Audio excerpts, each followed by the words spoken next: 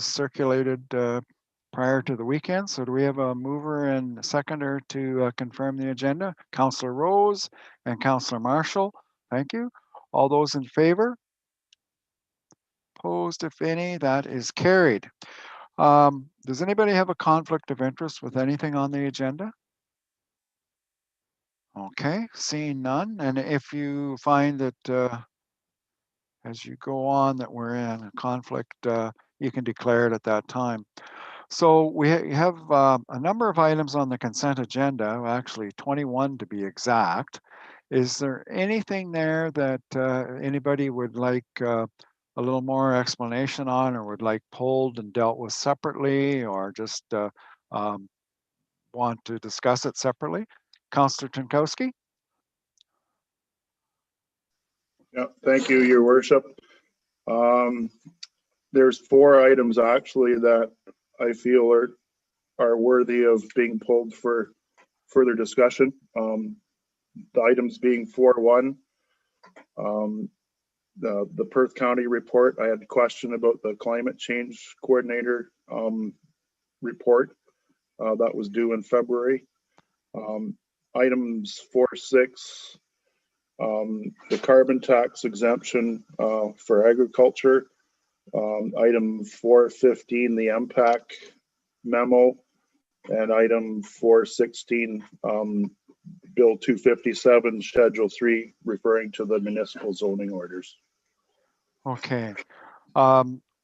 So a couple of these resolutions from other municipalities, you would like us to pull them, Dean, and support them or not support them one way or the other? Is that what you had in mind? The intent was to support yes. 4.6, the carbon tax exemption for agriculture. Right. And 4.16, support Town of Orangeville's position that municipal zoning order, the current powers of the province to issue municipal zoning orders should be curtailed. Right. Okay. All right. Okay. Well, let's deal with 4.1 and a question with regards to County of Perth, the newsletter or the information package that they put out. And you had mentioned about the environmental coordinator. Yes, Your Worship. The climate change, there's mention in there about in this current report from Perth County. There's mention that the climate change coordinator contract has been renewed at the county level, as well as at the lower tiers. So, if I recall correctly, all councils were going to receive a report in February reporting on the results of the online survey, and we haven't received that yet. So I just was hoping that staff might be able to report back to us on that and on the progress of the program. I think we can address that one right now, and Jeff, he has his hand up, sure. So he can maybe talk to you about it, but there's a quick answer for that one. Sure, Councillor Jankowski. So the staff position that was employed by North Perth, the person who was in the position left the position for another opportunity. So North Perth is recruiting. So before she left, she finished up the draft report, but North Perth asked that all of the municipalities hold off presenting the reports until the new climate change coordinator can be in place and have an opportunity to review the background. So the interviews for the new climate change coordinator are this Thursday. I anticipate they'll get the position filled. They had good competition, understand, and then I would anticipate that will come back as a report to council with the climate change coordinator being there to support questions. Okay, does that answer your question then, Dean? Yes, that does. Thank you. Yeah. Okay. And the other one that we can maybe knock off here is the one from the MPAC, their newsletter, and you wanted to discuss that. Maybe we can do that one right now as well.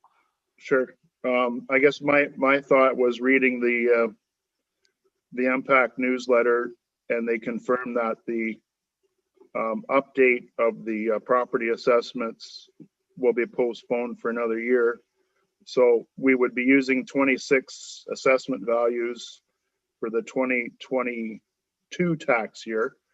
So I guess the thought or the point that comes to my mind is when we do our 2022 budget, whatever revenue isn't generated through growth, i.e. the value assessments formula, then that has to be made up through the levy. But at some point in the future, the growth, the impact value assessments will have a greater effect. So it's more of a point of information or a point of awareness as we go forward. Right, and you're bang on, Dean.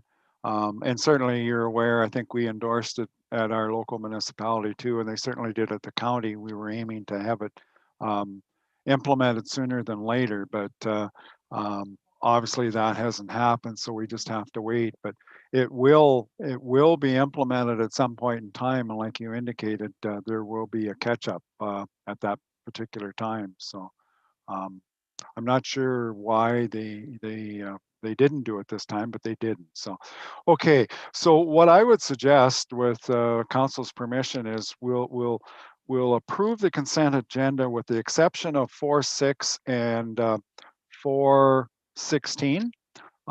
And then we can deal with those two items separately, because I believe Councillor Jankowski would like a motion of support for them. So a motion then, if that's okay with everybody, a motion that we accept the consent agenda with the exception of 4.6 and 4.16 to approve that consent agenda. Do we have a mover and seconder for that?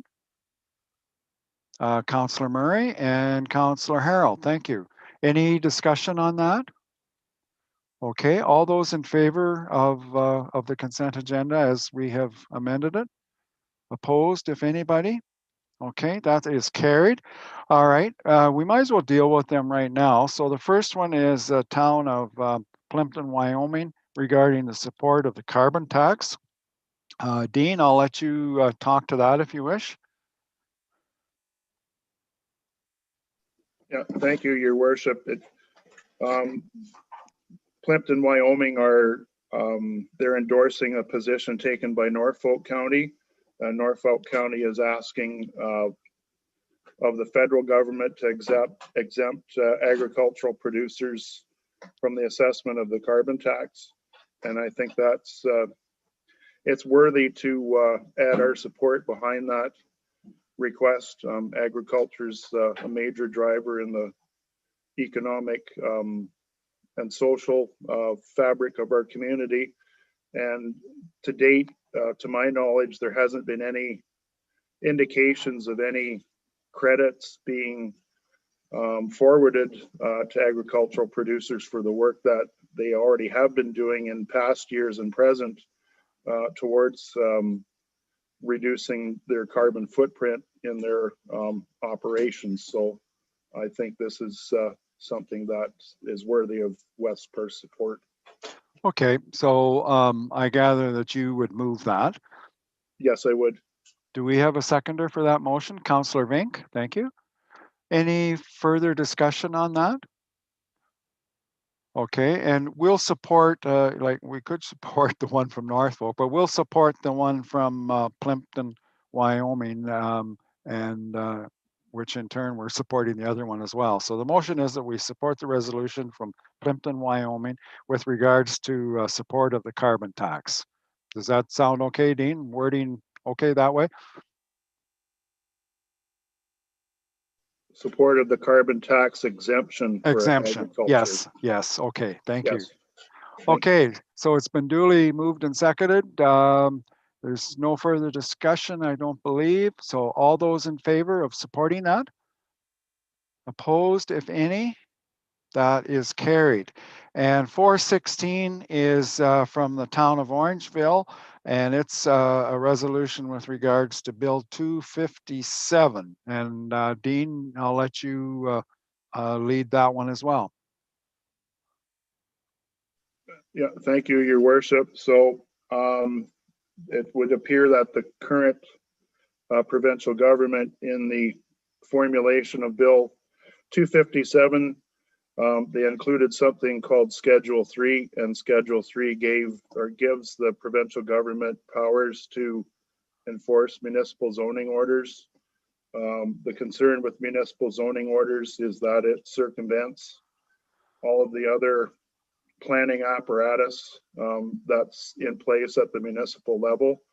And basically it's a wild card over development, circumventing the checks and balances that are in the system already. And I think that's too heavy-handed for the government, or a government of any sort, to have that kind of unilateral power.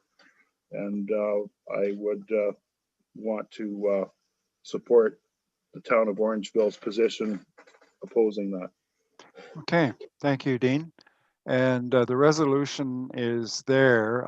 Basically, I'll read the last paragraph in their resolution, that the Minister of Infrastructure and the Minister of Municipal Affairs and Housing be requested to withdraw Schedule 3 from Bill 257, and that a copy of this resolution be circulated to the Premier, MPP Sylvia Jones, Minister of Municipal Affairs and Housing, Minister of Infrastructure, Credit Valley Conservation, and all Ontario municipalities. So I think we just have to show support to the municipality of Orangeville, if I understand the way that would work. Okay, so it's been moved by Dean. Do we have a seconder for that resolution? Councillor Rose? Okay. Any further discussion on that one? All right, all those in favor of that motion that we support Orangeville? Opposed, if any? That is carried. Thank you. Okay, that brings us down to the public meeting. So we have to adjourn, or not adjourn, but we recess our council meeting at this time. And at 7:13, and we call a public meeting at 7:13 pursuant to the Planning Act. And the first item, we have a few of them here, but the first one is a zoning bylaw amendment, application D 140221. And it's a zoning bylaw amendment application by Morris and Michelle Willows. And the proposed amendment affects the property described as part of Lot 5, Concession 6 of the Fullerton Ward. And Dave Gundrum is with us tonight, and he is going to walk us through that. So Dave? I'm just going to go ahead, Mayor McKenzie. First of all, on the script, I just want to do the background of the... Oh, okay. Yeah, no problem. I think, so I just want to review that we are doing 3 public meetings tonight. So David, I'm just going to get to you in a second. I have to do the clerk duty here first, which is something I'm just learning. So the purpose of the public meeting of the Council of the Corporation of Municipality of West Perth is to review an application for a proposed amendment to Bylaw 100/1998, the zoning bylaw of the Municipality of West Perth, and allow interested members of the public the opportunity to ask questions or offer comments with regard to the applications. And as I mentioned, there are 3 applications that we have recessed council to move into. Council will not make a decision on the application in the public meeting. Based on the recommendations and information received in the public meeting, amending zoning bylaws will be presented for approval at a regular council meeting. And as a general rule, council will consider these when they reconvene as council following this public meeting. If any member of the public would like to be notified in writing of the decision of the application, they are to provide their name and mailing address and email to the clerk via email address clerk@westperth.com. A person or public body may appeal a decision if they have made an oral submission at the public meeting or a written submission to council prior to passing of the bylaws. Notice was given by mail to all landowners within 120 meters of the land affected by the bylaws, and to those agencies as prescribed by regulation. A sign advertising tonight's meetings was posted on each of the properties on March 17th, 2021. correspondence that was received following the posting will be presented by the planner. And at this point in time, I'll turn it over to the planner, David Gundrum, to go through. Thank you, Mr. Brick. Your worship, members of West Perth Council, the following application for zoning bylaw amendment is an application to amend the West Perth zoning bylaw to rezone a portion of lands that have been recently redesignated within the hamlet of Carlingford for a new residential lot that was created through application for consent B59-20.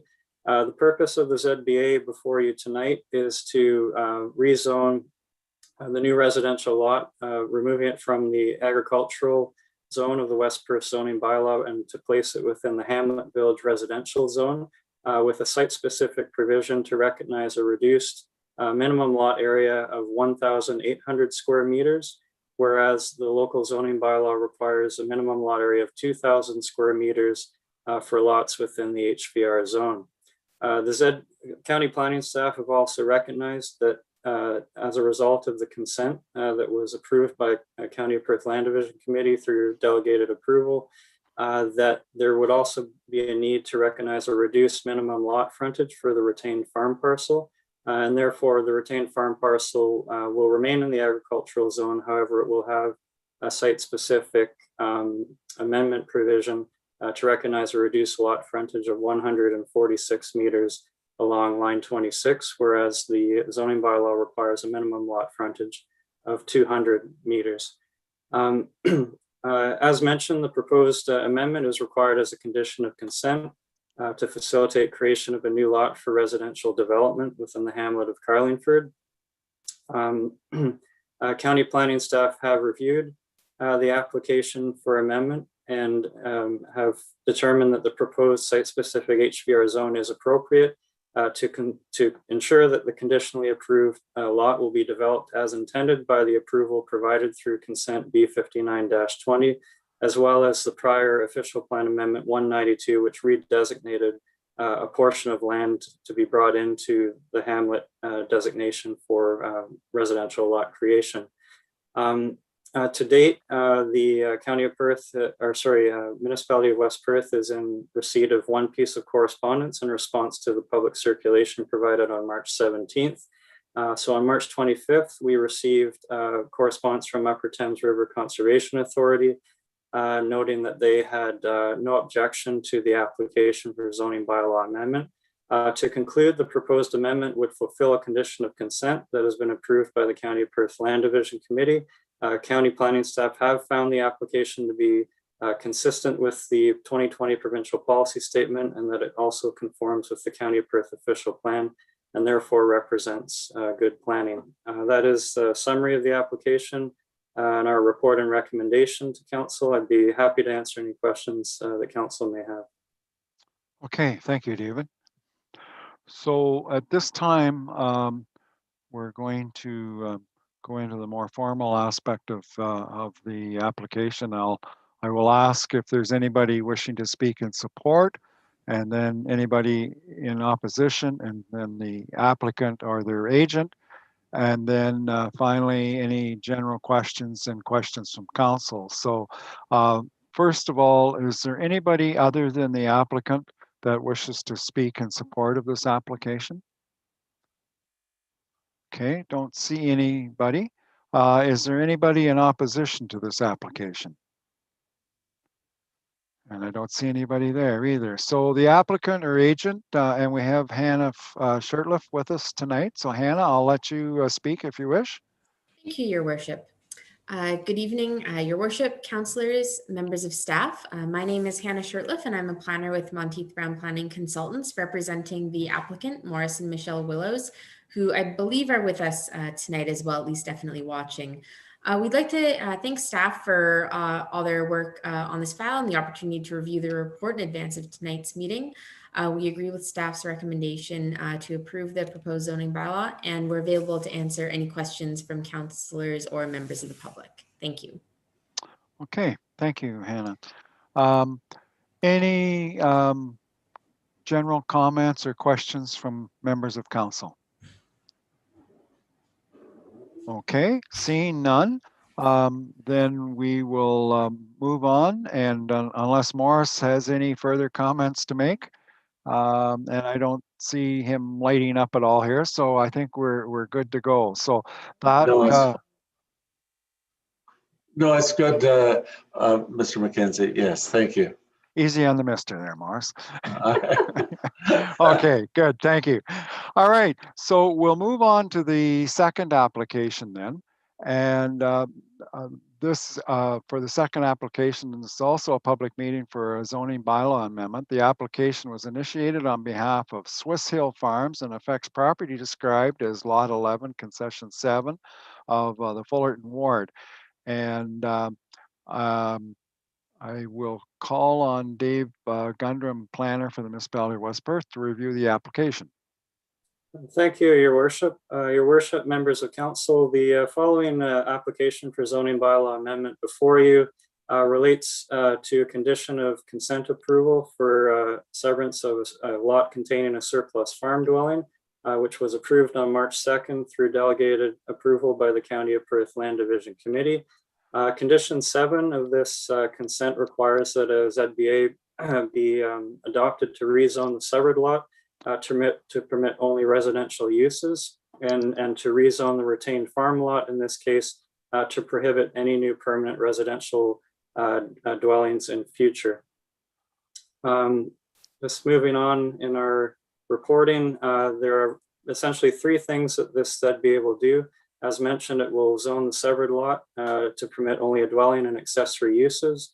The proposed permitted uses are appropriate to ensure that the lot containing the surplus farm dwelling will only be used for non-farm residential purposes in keeping with Section 5 of the County of Perth Official Plan and the permissions provided for these type of severances under the provincial policy statement. The severed lot, which is containing the surplus farm dwelling, would also have a site-specific provision to recognize a reduced minimum lot frontage of 8.75 meters, whereas the zoning bylaw requires a 30-meter lot frontage under Section 6 of the zoning bylaw. Staff have reviewed this reduced minimum lot frontage and have determined it to be appropriate to ensure that the severed lot containing the surplus farm dwelling is kept to the minimum lot size needed for the non-farm residential use, and to also ensure future public road access is maintained for this use. Lastly, the rezoning of the retained farm lot to prohibit any new permanent residential dwellings is also in keeping with the Section 5 surplus farm dwelling severance policies of the County of Perth Official Plan, as well as the permissions provided for these type of severances under the provincial policy statement.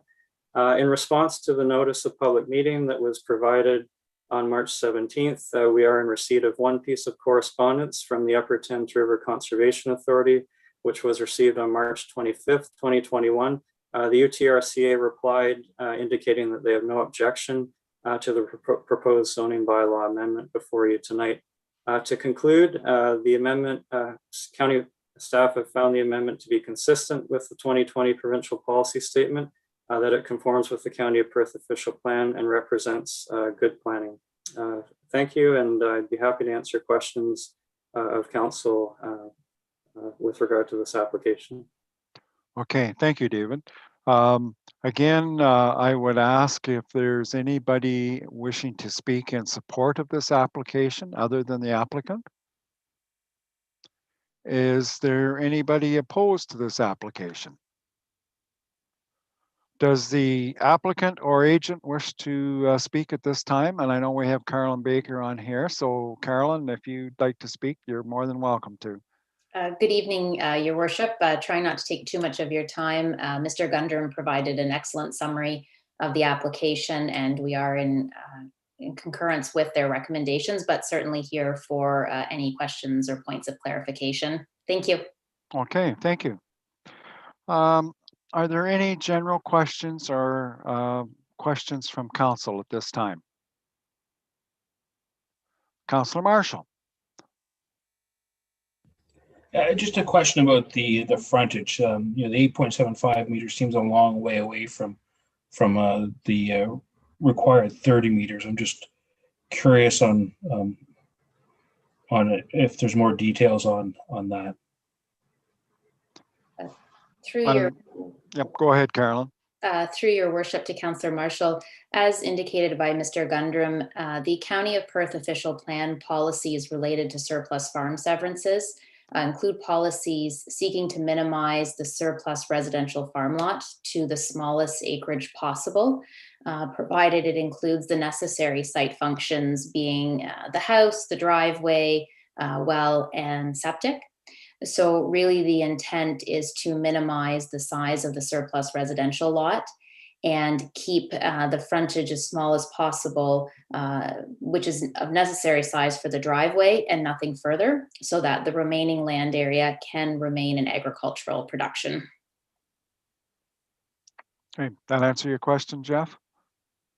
Well, my question, I guess, would be then why is the requirement 30 meters then?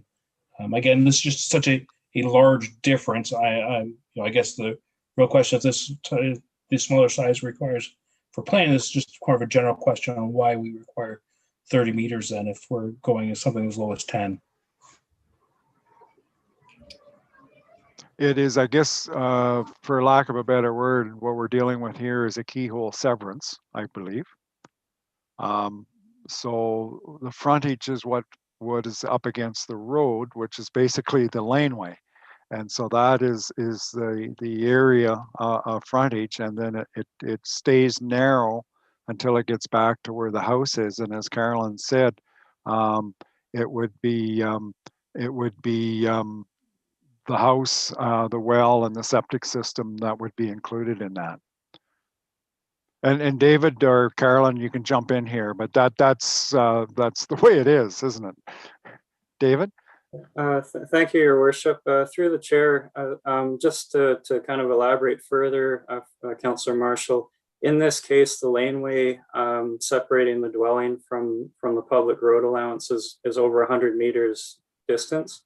And so in this case, you know, as Planner Baker alluded to, in order to be consistent with the county official plan policy, it was preferred to keep the frontage as narrow as possible to only include the public road access and nothing further in order to keep the lot to the minimum size required.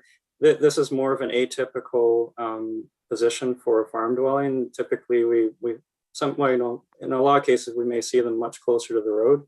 And just, I guess, commenting further on the 30-meter frontage in that case, where you have a dwelling situated more closely to the road, it would be to give it, you know, a sufficient front yard area, sufficient side yard areas, where you have a dwelling that's up against the road on a non-farm residential lot. But we reviewed this application and found it to be appropriate to the use, and for that reason, the ZBA is requiring a reduced minimum lot frontage from what would otherwise be the minimum requirement. Okay. Other questions?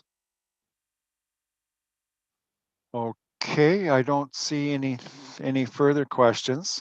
So that wraps up this part of the public meeting. And I know I forgot to mention in the previous public meeting, but I would like to thank those in attendance for their comments. Should council proceed with the adoption of a zoning bylaw amendment, notice of passing will be provided as prescribed by the Planning Act, and a 20-day appeal period to the local planning appeal tribunal is in force. The third application that we have is a public meeting for a zoning bylaw amendment. The application was initiated on behalf of 1111971 Ontario Inc. and affects property described as part of Lot 8 Concession 7 of the Logan Ward. And again, I will call upon David Gundrum, planner for the Municipality of West Perth, to review this application.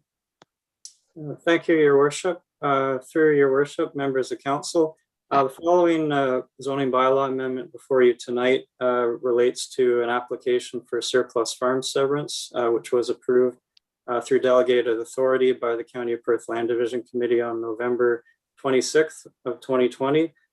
Condition 5 of this consent required that a zoning bylaw amendment be passed to rezone the severed lot to permit only a dwelling and accessory uses, buildings and structures, home occupation, bed and breakfast establishment, and to rezone the retained farm lot to prohibit any new permanent residential dwellings. In review of the application, staff have also identified through the application the need to rezone the retained farm lot to recognize a reduced minimum lot area of 20.3 hectares, whereas the West Perth zoning bylaw requires 22 hectares as a minimum lot area under section 6.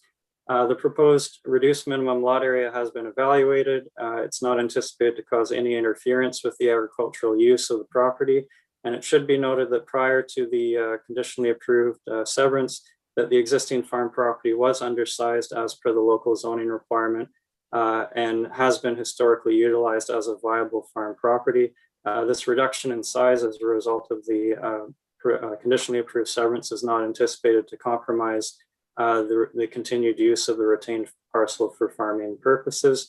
As well, the site-specific zoning bylaw amendment for the retained parcel would also recognize a reduced minimum lot frontage of 155 meters, whereas the zoning bylaw requires 200 meters as per section 6 of the bylaw.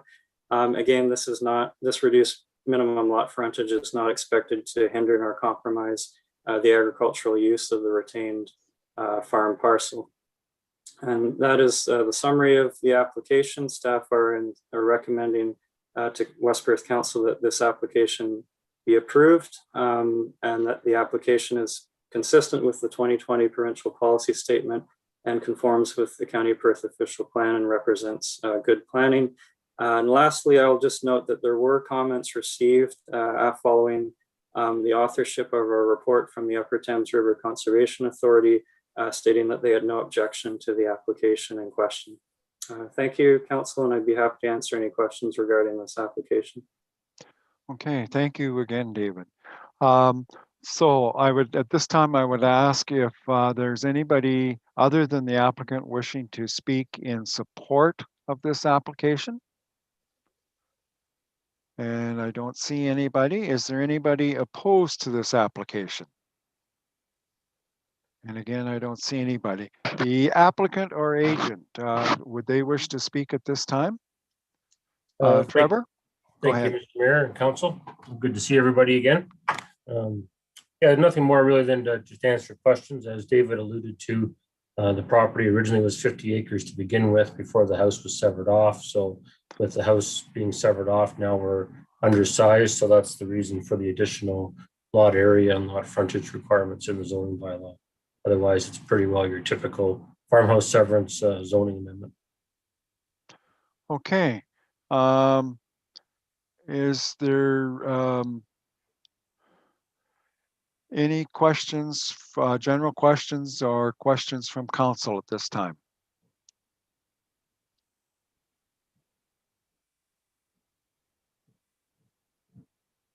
Okay, just reading messages that are coming flying up here at the bottom of my screen.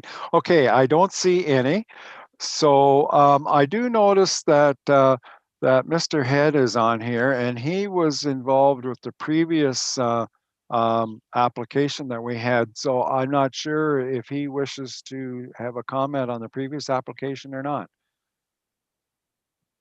Mr. Mayor, no, I'm really in support of the recommendations. So I would suggest you carry on your meeting. Thank you. Okay, thank you very much. Sorry I missed you. I didn't notice you there before. So I was having some problems getting connected to this whole crazy Zoom thing. I don't Must be think my old age, Mr. Mayor. No, I do not think it is. I really don't. Okay, thank you very much. Thank you very much. I'll just mention, Mayor McKenzie, that Sam Head is going to be joining us for the Hoagie applications, which are coming up, but not in the public meeting section. And then when we go back to the regular council agenda. Yeah. Okay. So hang in there, Sam. We'll still be getting to you. I appreciate it. Thank you. Okay.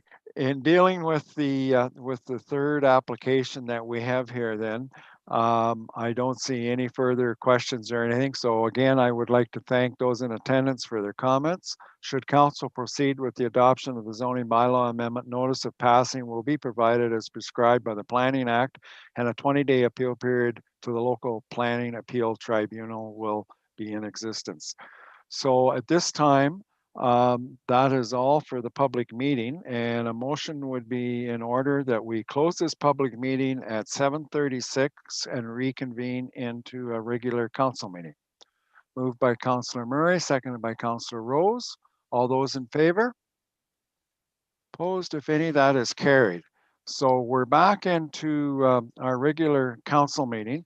We do have 3 recommendations to deal with coming out of that. Would you like to deal with them right now? A nod of your head would be good. Okay. So the first recommendation is that West Perth approve zoning bylaw amendment Z 243-2021 submitted by Monteith Brown Planning Consulting on behalf of Morris and Michelle Willows affecting lands described as part of Lot 5 Concession 6 of the Fullerton Ward. We have a mover and seconder for that. Moved by Councillor Murray, seconded by Councillor Bell. All those in favor? Opposed, if any? That is carried.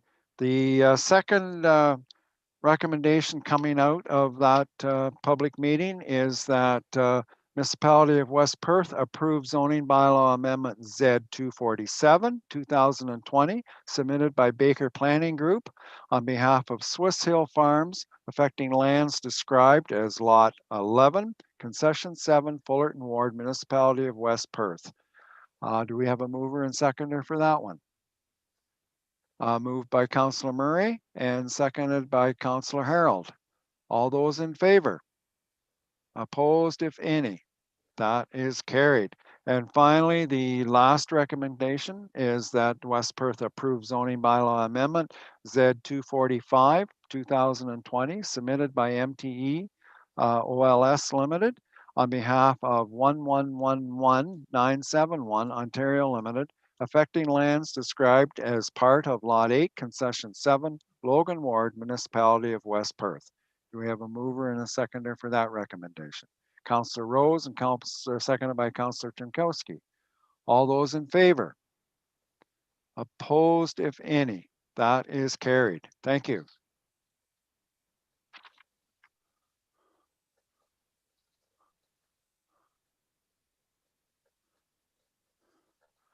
So moving on with our council agenda then, the next item I do believe is consideration of a drainage report, the Tyndall Municipal Drain, Branch C improvement, and we should have Paul McIntyre on here, and I do see him in the middle of the screen. So Paul, I will turn the meeting over to you. Good evening, Mayor McKenzie and members of council, and thank you for the opportunity to present my report to you tonight on the Tyndall Municipal Drain Extension 2019. If I can share my screen with you, if you now can see the watershed plan. We can see it, Paul. Okay. So what I'll do is I'll just go over a few pages of my report in brief, and then turn it back over to you for questions from yourself, council, and the ownership. So what we're looking at here is the watershed plan for the Tyndall Municipal Drain 2019. The heavy dark line of my cursor shows the watershed boundary. All the lands that are contained within the watershed boundary contribute to the design of the size of the tile in the municipal drain. And all the owners of the lands within the watershed boundary contribute to the cost of the report and the construction of the municipal drain.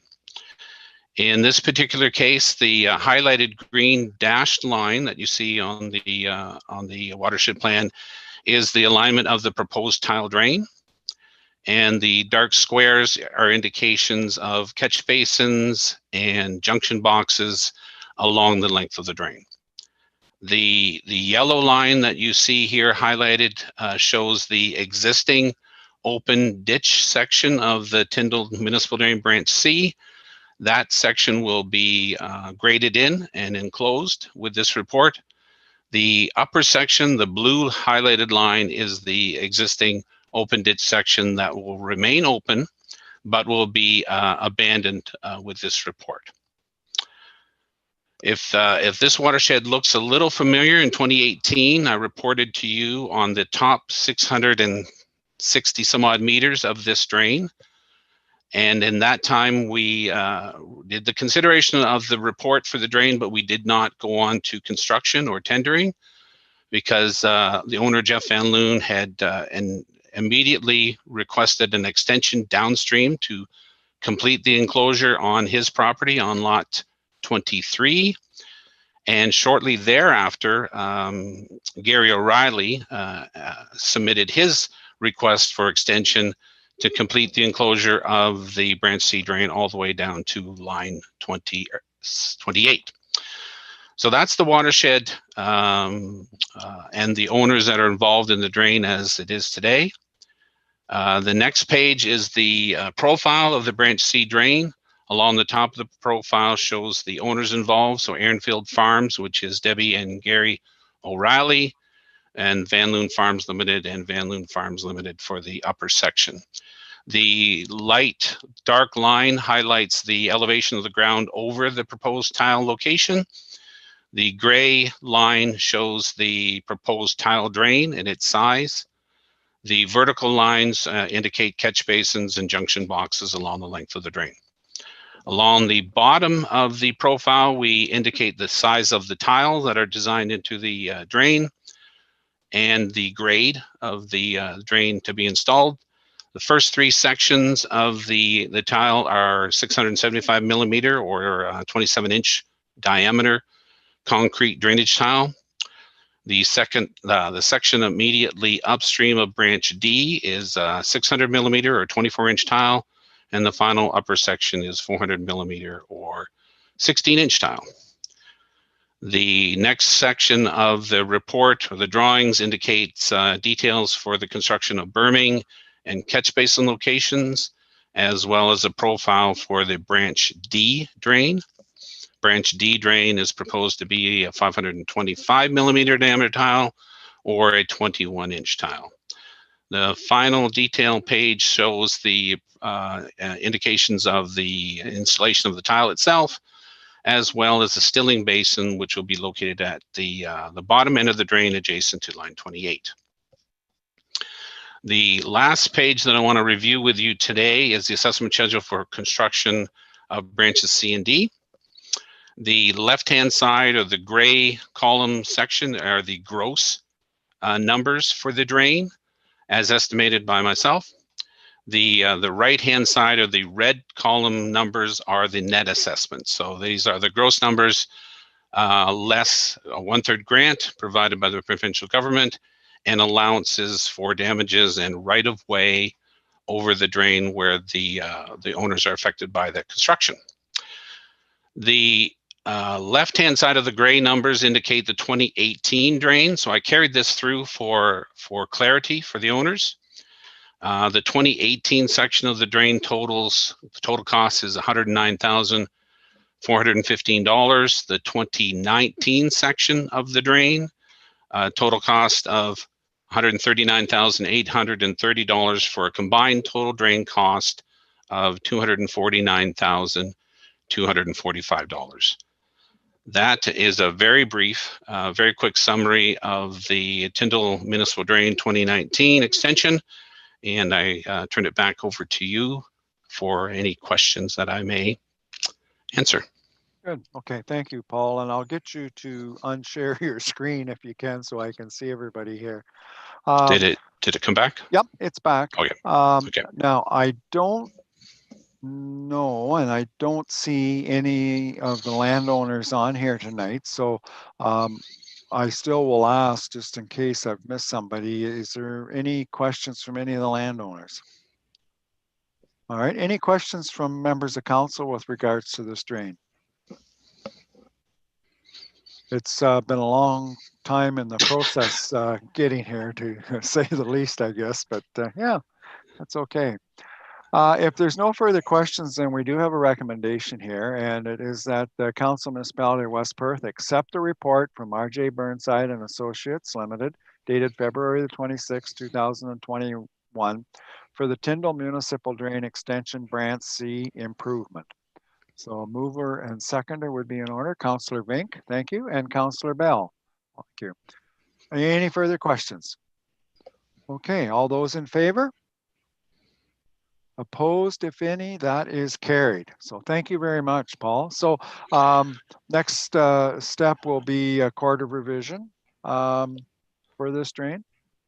Yes, that is correct. And usually we would like to be able to tender out the construction so that we would have numbers back and ready just after the quarter revision. So if we can get direction from staff to tender it out and set up a date for the quarter revision, that would be great. Okay, and I'll leave that with you to contact staff, and we'll set up a time for that then. That's no problem, Paul. Absolutely. Thank you very much. Okay, thank you. Very good. Okay, moving along then, and I'm trying to move this along. We have a fairly heavy agenda here, as you're aware of. So next item on the agenda is Allison Fuller from BDO, and she is giving us an update on our audited financial statements. And I see Allison is in the bottom corner of my screen. So Allison, if you're ready to take over, you go right ahead.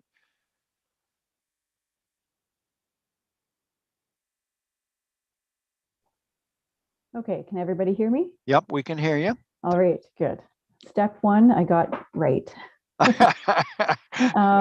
Okay, so thank you very much, everybody, for having me tonight. I'm here to go over the 2019 financial statements, the audited financial statements for the trust funds and the consolidated municipality. So I realize that we are now into April of 2021, so these numbers from December of 2019 may not mean very much to many people. So I'm going to give a high-level overview, but if anybody wants more details, certainly let me know, jump in, or if you think of questions later on, you can always get my email address from Jeff, and you can send your questions directly to me later on. Okay. Maybe what we'll do, if anything pops out while you're doing your presentation, is we can maybe just jot down the question, and then at the end we'll ask them. And if it's anything further, yeah, we can contact you, or through staff we can contact you. So, yep, go ahead. Hey, Allison, I'll just ask you if you want me to share my screen, or do you want to share your screen? I will try and share it here. It might be easier for me to scroll through, so I will do that now, I think.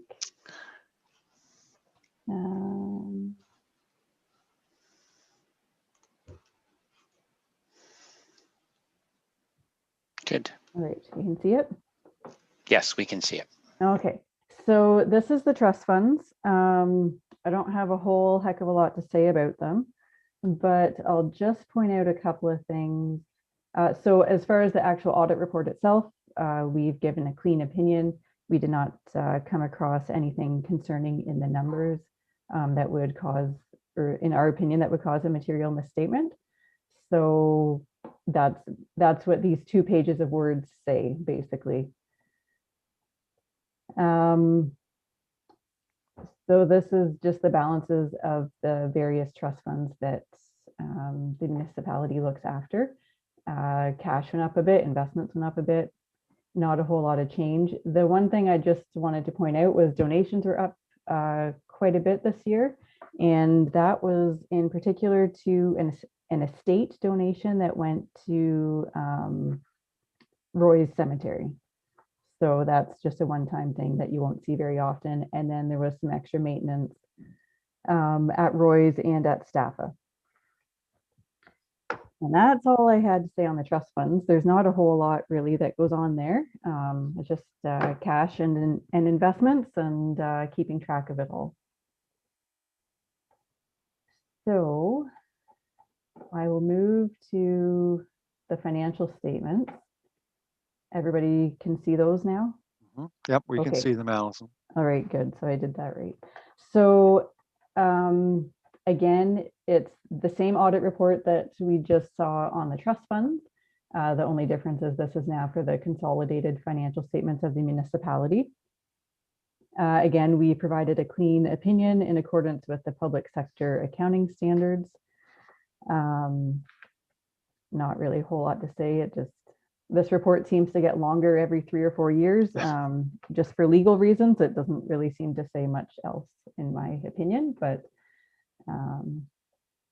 that's how it goes. So it's a good looking balance sheet, really.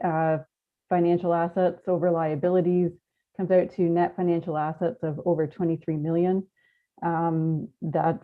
That's a pretty good spot to be in. Very little long-term debt. Now, again, this is at December 2019, so I know these numbers have changed. But it's a pretty good looking balance sheet, pretty promising for pre-pandemic anyways.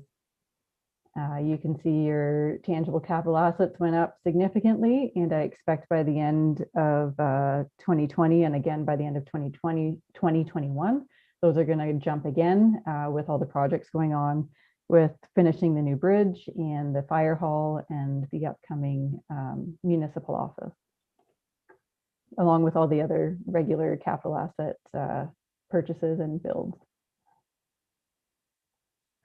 Moving into the revenues and expenses, fairly similar if you look at the annual surplus, fairly similar to the year before, a slight drop, but nothing really concerning. Remember, the year before included the sale of the township sheds, like at Fullerton, Hibbert and Logan. So that would have increased the 2018 number. Obviously didn't happen again in 2019. Not really, I don't really have a whole lot to say on these numbers. Various small increases, decreases here and there, but nothing overly significant in 2019. The next page just goes through how we get to the net financial assets. So in the year, there was almost 8 million of capital assets purchased, 3.5 million of amortization, and then some small other changes. And the cash flow statement,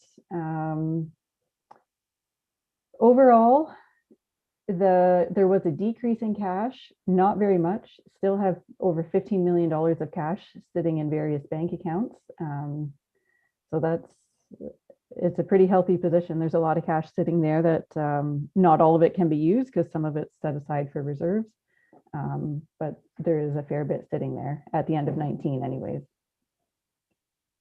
The rest of this is really just our notes. Most of these haven't changed, these pages. It's just explaining what the various policies are. We made 0 changes to these other than to change the dates. The Erie Thames, just something to draw your attention to. In 2019, that's when Godrich bought into Erie Thames. So West Perth's ownership dropped a little bit from 8% down to 6.25%. It doesn't impact the amount of interest that you're receiving on the 2 notes. It just impacts your share of the income going forward. This is just a summary of the ERTH financial statements. Yeah, not really a whole lot else in the notes. The long-term debt, I always like to draw people's attention to. West Perth really does not have very much long-term debt at all at the end of 2019, only about $1 million. 142,000 is tile drains, which are received by landowners anyways, a small bank loan, and then some long-term debt, which I believe is left over, or not left over, but just from a sewer project, if I remember correctly, that's going on till 2024, 2025. The capital assets, which I mentioned, some big increases in 19, and you're going to see increases in 2020 and 2021 as well. You can see at the end of 19, there was 5.5 million sitting in assets under construction. So those are assets that were started and not quite completed yet at the end of the year. That's just last year's. The accumulated surplus. So these are all of the different balances that make up the total accumulated surplus of the municipality, which is at $116 million. The majority of it is sitting in your capital assets. There's a good chunk sitting in reserves, and the government business enterprise, that's Erie Thames. And yeah, then it just goes into a breakdown of some of the numbers that you see in the revenues and expenses. I wasn't going to spend a lot of time on that, but if anybody wants me to, I certainly can. And other than that, I really didn't have much else to say on the 2019 financial statements. Okay, thanks, Allison. If you can unshare your screen. There are a couple of letters. I wasn't sure if you Oh, wanted okay. to Yeah. go through Okay. those, No. or Well, I was going to ask if anybody had any questions, but we can do that okay, after the letters too. So that's fine. You just carry okay, on. We'll do the questions at the very end. sure, okay.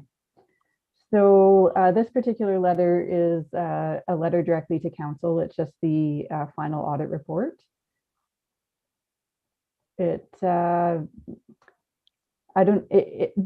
whole idea of it, I guess, is to open up two ways communication between the auditors and council. So if there's anything that council is concerned about or doesn't feel comfortable going through Jeff or Terry and would like to come directly to us, this is just a way of trying to open up those lines of communication. So we're certainly available to speak to anyone on council or within the management of the municipality at any time. Okay. So we just go through the status of the audit. We'll be getting a signed representation letter from Jeff. We've done some subsequent events review. And tonight we're here looking for approval of the consolidated financial statements. So audit findings, wire transfers are always something that we look at simply because it's a small municipality and there's not a whole lot of not a whole lot of opportunity for controls and segregation of duties. That's where management override of controls comes in as well. So we try to look at unusual transactions, very large transactions, transactions that happen on weekends, that kind of thing. And then this year, and I'm not sure how many years going forward, we're going to be looking at the impact of COVID-19 and what that does to the municipality's operations. So we confirm that we are still independent, which we have been throughout this whole audit. There's not really a whole lot. This is just going over in detail, in a few more details, those few things that I just mentioned. Internal control matters, they're discussed in the next letter, which I'll bring up next. And this is really just saying that we didn't identify any significant disagreements, I guess, when it comes to how things were recorded versus, or how things were recorded in the general ledger versus how we would like to see things recorded. Any differences that we came across were discussed and agreed upon. There's no outstanding disagreements to report to council. So if we move on to the last letter, so this is our letter of recommendations. To be honest, this was a tough year, which I'm sure you can see by the fact that we're issuing December 2019 financial statements in April of 2021. We did encounter some significant issues, I guess, as far as reconciling items. There were a lot of accounts that were not reconciled when we came in. The audit got pushed back several times simply because we would ask for support and numerous accounts had not been reconciled for the year. Things are certainly getting better. Lori was a big help. She was really the steady hand. And Monique and Terry have been working quite hard to try to get things cleaned up. And having Karen back as well has made a difference as far as where she's able to help. But as you can see in this letter, we encountered issues with bank accounts, trust funds, tax revenue, receivables, payables, and drains, among others, that had not really been properly reconciled. And what is concerning about that is that I don't know how great the financial information is that's being presented to council if these balance sheet accounts are not being reconciled on a regular basis, whether it's monthly or quarterly. They just need to be looked at more often. So our recommendation, and I know Terry and Monique and Lori are working on it, is to get those balances cleaned up and hopefully have better financial information being presented to council and being presented to the auditors at the end of each year. Our second point, I think this is a good opportunity when you're hiring a new treasurer to really stop and take a look at who do you have in your finance department, what are their skills, and how can we segregate the duties to make sure it helps make sure that, or helps reduce the chance of fraud when you can segregate the duties. It also helps give people a sense of what their responsibilities are. So it just creates more accountability for each position. I'm not sure how long it's been since a review like that has been done. I know for a long time, the finance department was really just Karen and Lori. And as it's growing, I think it's important to sit down and look at the roles and how can things be assigned and segregated in a better manner. So yeah, that's it. I'm certainly happy to take any questions that people have, whether it's about these letters, ideas for going forward, or about the actual numbers themselves. And I can stop sharing my screen, I think. Okay, thanks, Allison.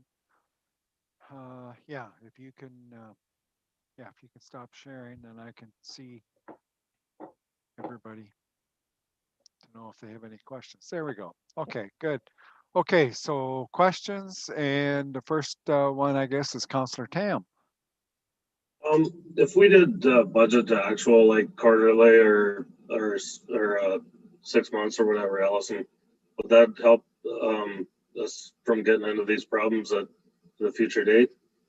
It would, as long as I think, yeah, it's really looking at these balance sheet accounts, I think, like the receivables and the payables and the bank accounts. So those aren't necessarily accounts that you would see when you're comparing to budget, because assets and liability accounts don't have budgets.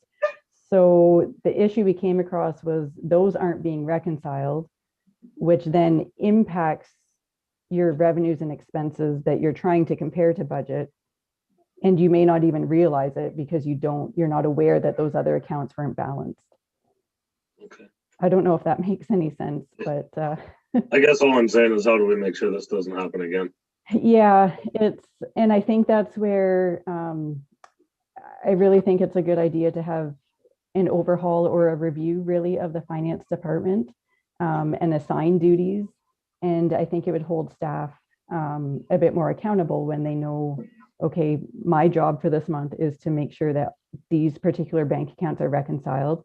And the treasurer, I know that the treasurer is going to come in and approve them and make sure that I did my job properly. Thank you. Okay, other questions? Councillor Trinkowski? I guess in the similar vein as Councillor Tam's question, I guess this is more directed to staff. Would it be reasonable to expect an update on the progress at some point in the future, an update on the progress of how staff is getting along with the account reconciliation process, and I guess that overhaul that Allison had referred to, just so that we would kind of be informed of the steps that staff are making to follow the recommendations of the report. Do you want me to Terry, take a shot at that? Yeah, you can take a stab at that Okay. if you want, Terry. I can barely hear anybody, so I've got earplugs in. I don't know why, but it must be the computer that I've got that maybe it's dying. I don't know what's going on, but I'm really having a tough time. But anyway, thank you, Allison, also for that. And we talked with Allison a bit this morning also about some plans going forward. And I've mentioned it to council a few times too. We need to really take a look at all the accounts, find out what the balances mean. I mean, we should know every penny and what it means. And that also will help going forward when we create the new chart of accounts so that we can cross-reference, consolidate some accounts, change some accounts, do whatever. As far as the revenue and expenses go, I am planning on the next council meeting, and I wrote it in my report. I've created a consolidated statement of revenue and expenditures that should be given to council monthly along with the balance sheet. And the treasurer should ensure that that balances every month. So, and in my previous roles, I always did. And then, so you could see your balance sheet every month. You could see what's on there. You could see your revenue and expenditures. You could see your budget variances. What else? I know we do need to make a plan going forward. There's no doubt about it. There's a lot of things to do. The cap whip is a huge item. We have to delve into that. And I mentioned about all the reserves and reserve funds. We're busy. We got the budget done now. We've got the 19 going. We're kind of working on 20 and trying to get it ready. We've been doing a lot of grant reporting that needed to be done. There's some timing issues that we had to meet. So anyway, we're working away at it, and I will for sure, as much as I can, and when the new treasurer comes, help them to keep you updated on this. Do the best we can. We'll just keep at it. No, fair enough, Terry. That's good. Any other questions? Nicholas, go ahead. So how long after tonight's meeting can this FIR be filed? Well, I got it today, somewhat ready, that Adam had done some of it. And then I know, Allison, you haven't reviewed it yet. I do have some questions for him. I worked away on it this afternoon. I just got it. Okay. That is something that has to be done. That's the next thing, because if we're going to go to Infrastructure Ontario, I did send a message off to Anthony at Pazan's, our rep, today for the loans. So to see what else he needed besides the financial statements, and they get approved tonight to proceed with that also, because we have to do this before there's a certain time limit on that one. I'm working away on it. It's a lot of work. Plus the fact that I have to delve back into 19 and before, and I don't know it. So it's just taking a little longer. It's going to take a little longer, but we'll get through it. We'll we'll work away at it. Okay, other questions? And we, we do appreciate Terry's work involved in going through this, and Terry and all the Treasury staff, Lori and Karen helping. Lori and, yes, everybody, because Mm-hmm. Trying to put everything all back together here again. So we certainly do appreciate what you're doing. Councillor Tronkowski again. Just one more question. Goes back to the mention about the wire transfers being done by one person, and I get my understanding from reading the report is when a wire transfer is done, there's no one countersigns the wire transfer or reviews the wire transfer. So just going forward, is that a procedure that needs to be amended accordingly? Or what's the risk? What's our risk exposure by not amending the current procedure? I was just curious to learn more about that. From an audit perspective and a fraud perspective, there should be a second person looking at it and reviewing it or approving it. Each bank seems to have its own way of doing things, but certainly there are banks where there's different controls that can be implemented through the bank, where one person can initiate a wire transfer and then a second person receives like some sort of PIN or special code that they have to enter in order to approve it. Yeah, I think it's something that should be implemented, particularly now when there are more staff in the finance department than there has been in the past. It's really is a good opportunity to take a look at that. Okay. Yeah, thank you. Because I guess in one of my previous professions, there was a design engineer and a design checking engineer, and that was the system that the profession had adopted to review designs before they were stamped and approved for use. So I guess this would be the same methodology but in the financial sense. Thank you. Okay. Okay, any other questions? Okay, I'm looking at staff people here, and I don't have a motion to accept this report from Alliston, so I don't think it requires anything at this time other than a thank you, Allison. we do appreciate you taking time out to be with us tonight to update us and get us this far on. So thank you very much. You're welcome. I do think I need some sort of approval, though, to be able to get these out of the draft format and approval for finals. I'm not sure what that looks like on your Well, end. I was looking when I forget, I think maybe it was when Dean was asking a question, and I was going through all my questions and stuff on my desk here, and I don't have a motion or a recommendation or a resolution or anything, but I would tend to think that we should receive your your audited statement. But I'm looking at staff here, what we should be doing. Sure, Terry would be the logical one. Well, could someone just make a motion to accept the accept the financial statements? Sure. Is that good enough, Allison? Just to accept the financial statements for the year 2019. Okay. Okay, let's do that. So a motion to accept the financial statements for 2019, and Councillor Rose is moving it. Councillor Marshall seconds it. Last chance for any questions. And I feel comfortable, at least we have a record now that we did see them and we have dealt with them. So, okay, so all those in favor of that motion?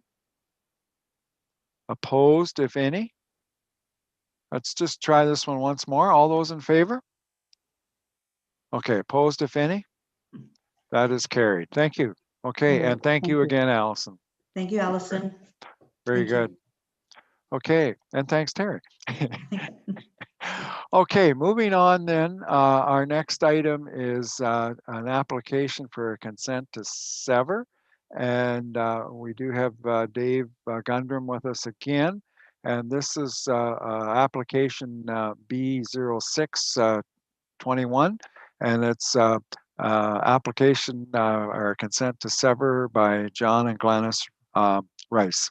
And I know him as Bob, so it's John Robert and Glennis Rice. David? Thank you, Your Worship. Your Worship, members of council, the following application for consent seeks to sever a new farm parcel in the Hibbert ward of the Municipality of West Perth while retaining an equally sized farm parcel. Each parcel in this case would have a lot area of approximately 75 acres, as well as a lot frontage of approximately 990 feet or 302 meters along line 26. Just to note, the the owner's agent has indicated that the proposed farm parcels were previously inadvertently merged on title in 1975. The application has been reviewed with respect to the provincial policy statement and the County of Perth official plan. Staff have found that both the PPS and the County of Perth official plan support the proposed severance for farm lot creation, and that the new farm lots would also conform to the minimum distance separation requirements that are provided for by OMAFRA.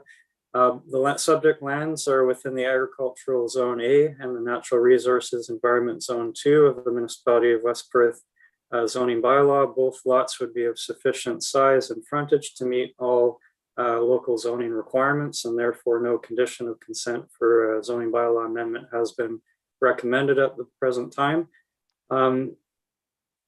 Staff provided a notice of application to the public and to public agencies on March 17th, 2021. And with that 2-week circulation period having ended on March 31st, 2021, In response, we received 3 responses from Huron-Perth Catholic District School Board, Bell Canada, and the Upper Thames River Conservation Authority.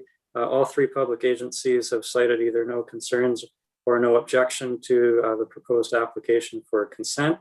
Planning staff are recommending that West Perth Council recommend to the County Perth Land Division Committee that the application for consent B0621 submitted by Monteith Ritzma Phillips Professional Corporation on behalf of Robert John Rice and Glennis Fay Rice be approved, subject to the 5 conditions contained in our report, as the application is consistent with the PPS, conforms to the applicable policies of the County of Perth official plan, and represents good planning. I'd be happy to answer any questions that members of council may have, and I do understand that the owner's agent is also in attendance tonight.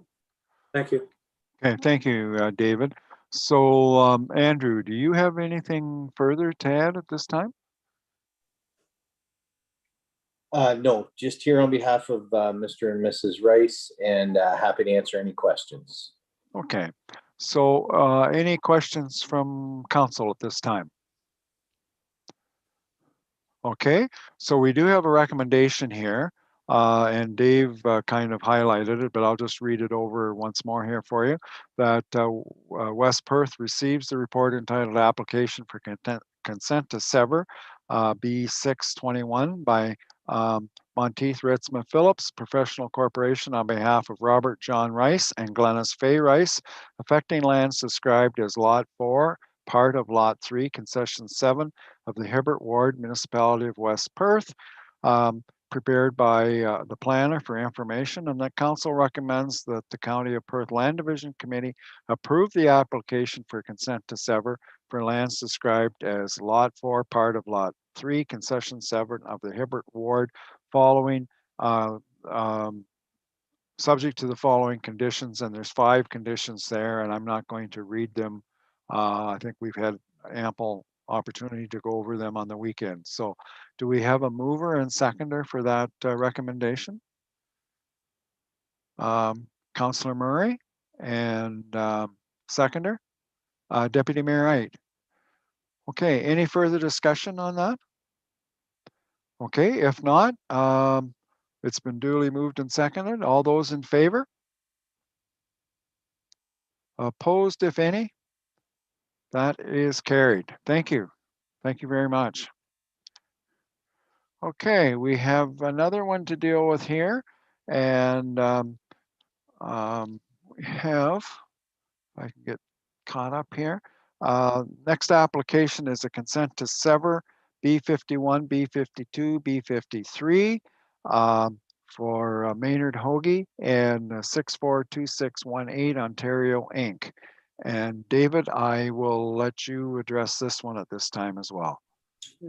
Thank you, Your Worship. Your Worship, members of council. The following applications for consent submitted by Dryden Smith and Head Planning Consultants on behalf of Maynard Hoagie and 642618 Ontario Inc. Propose to create severances to create 3 new residential lots in what I would call the northwest quadrant of Broadhagen within the Logan Ward of the Municipality of West Perth. The applications have been reviewed with respect to the provincial policy, applicable provincial policy statement and County of Perth official plan, and have found to be consistent with and conform to the PPS and the County of Perth official plan. As a recommended condition of consent, the county or planning staff are recommending that a zoning bylaw amendment be adopted to place each severed lot into an appropriate zone to facilitate the intended future residential development on each lot. Creation of the lots have been reviewed to be appropriate for the area and are consistent in terms of their size and frontage to existing lots within the wider area of Broadhagen. To conclude, staff in response to the notice of application that was provided on March 17th and that concluded March 31st, 2021, the the planning staff are in receipt of one piece of correspondence from Bell Canada citing no objections, or sorry, no concerns rather, to either of the three applications for consent.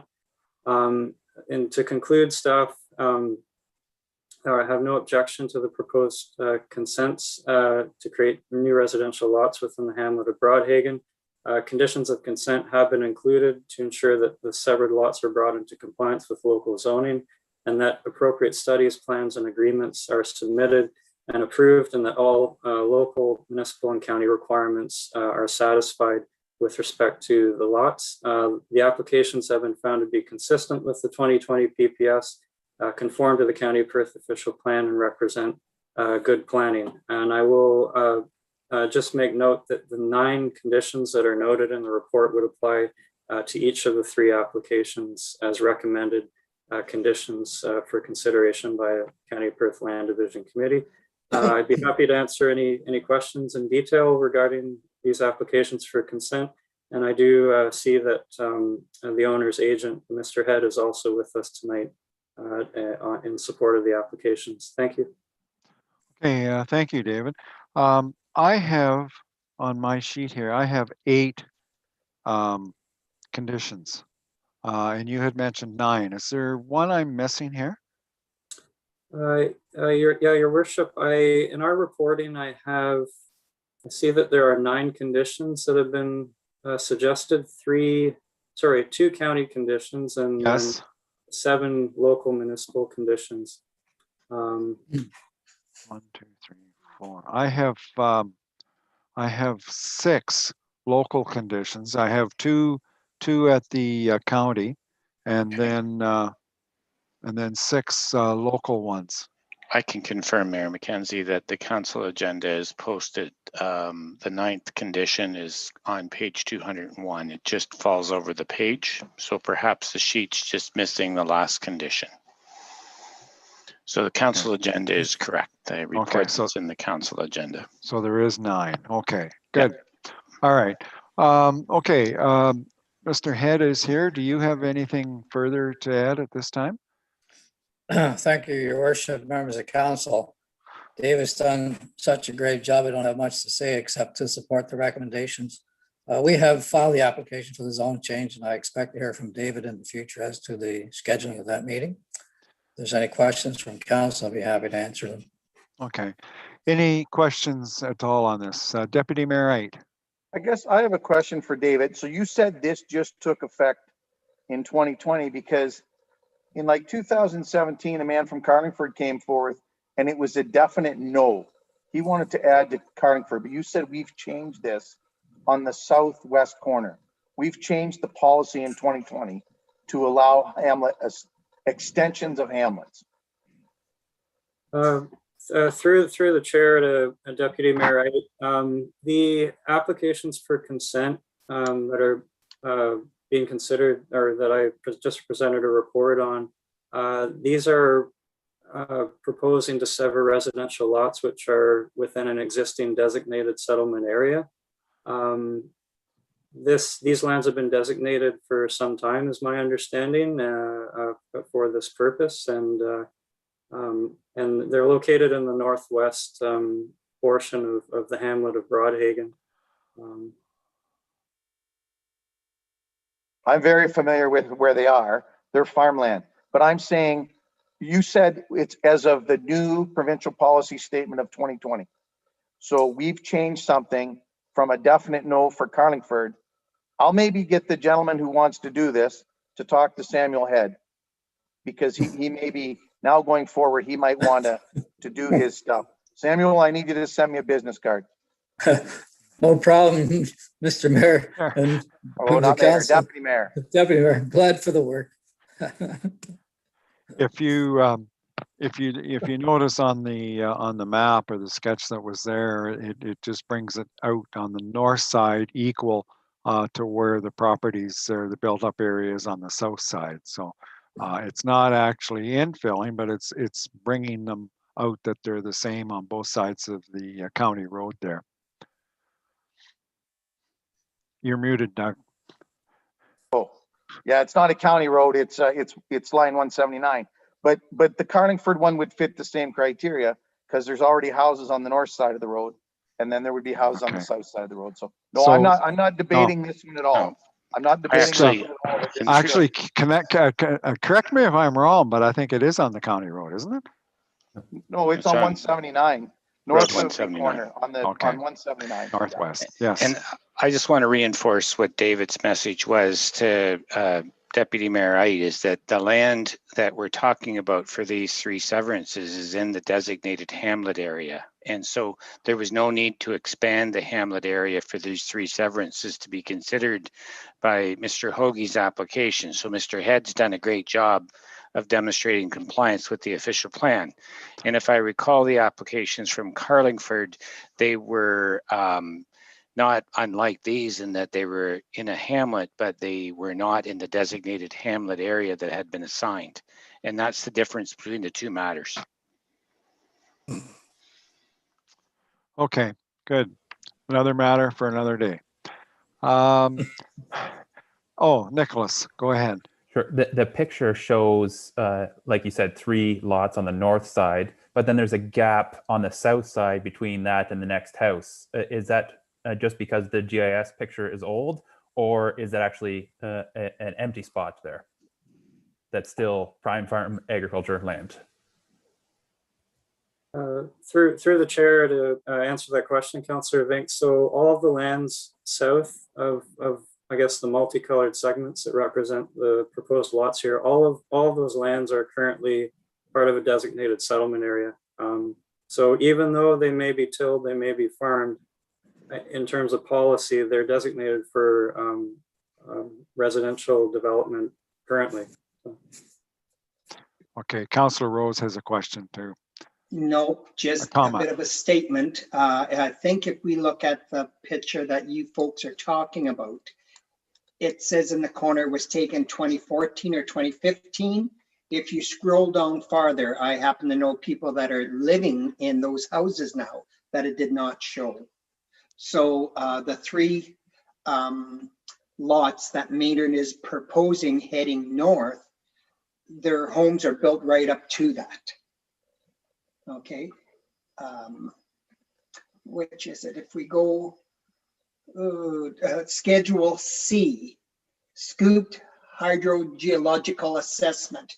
It's a newer picture, and it will show you that there's a house owned by Ms. Ellickson, and then she has a vacant lot beside it that she owns, and then there's another house. So Maynard's would be the next 3. Right. Okay. Thanks. Thanks, Murray. David. Thank you, Councillor Rose. And through the chair, I'll just add additional context that the report photos that members of council have been seeing and will see for the next little while, probably the next portion of 2021, are a bit dated. They are all from 2015. That being said, there is a new set of 2020 aerial photos that should be received by the county later this year. So moving forward, our report photos will be more up to date and will show more accuracy with respect to what's going on the ground. It's just, we are using a dated aerial set, and for that reason, what you see in the report might not be precise to what's on the ground as far as our aerial photography is concerned. Okay. It is true. That's a far better picture far better picture that you have on the screen now. There's a house, then a vacant lot that the guy with the house owns, then a house, then a vacant lot that the lady beside it owns. And actually for $899, I think you can buy that house. It's on the real estate market right now. And I'll just mention through you, Mayor McKenzie, that I've just brought up the Google map to show. And of course, Google Maps doesn't follow the same standard as we require for the ortho imagery, but they fly a little more regularly. So they're a good little piece of information to fill in. And you can see that those parcels are have been developed in between there. Okay, very good. Any other questions? Okay, if not, and David kind of highlighted the recommendation there, but I'll read the preamble anyways, that we received the report entitled Applications for Consent to Sever B51, B52, B53 by Dryden Smith and Head Planning Consultants on behalf of Maynard Hoagie and 642618 Ontario Inc., affecting lands described as part of lots 31, 32, concession 9, part 2, on 44R 5350 Logan Ward. And that council recommends the County of Perth Land Division Committee approve the applications for consent to sever. And again, it's B51, 52, and 53 for lands described as part of lots 31 and 32, concession 9, part 2 on 44R 5350 Logan Ward. And there are 9 conditions that accompany that. So do we have a mover and seconder for that? Councillor Chinkowski and Councillor Harold. Any further questions with regards to this? Okay, all those in favor? Opposed, if any? That is carried. Thank you very much. Thank you, Mr. Mayor, members of council. Good night. Stay well. Thank you. Okay, moving on then, brings us down to staff reports. And the first report then is the fire chief's request for proposal for fire dispatch. So Chief Hunter, floor is yours. Thank you, Mr. Mayor. The first report tonight deals with the results from the RFP that was recently issued for fire dispatching. As council can see, we received 2 proposals from Owen Sound and from Tillsonburg. Stratford Fire, our current provider, did not submit a proposal. The findings from the evaluation committee concluded that the capabilities of Owen Sound were able to reduce and mitigate undue risk to the municipality. Even though both submissions were comprehensive and met our requirements, Owen Sound was able to provide a more robust staffing option, and their next-gen 911 readiness far surpassed that of the other proponent. System connectivity options was also noted. Owen Sound's able to provide reliable and low maintenance option. Owen Sounds also would be responsible for end-to-end system connections, equipment, and they would also mitigate any issues in a timely manner, keeping us advised as to the status.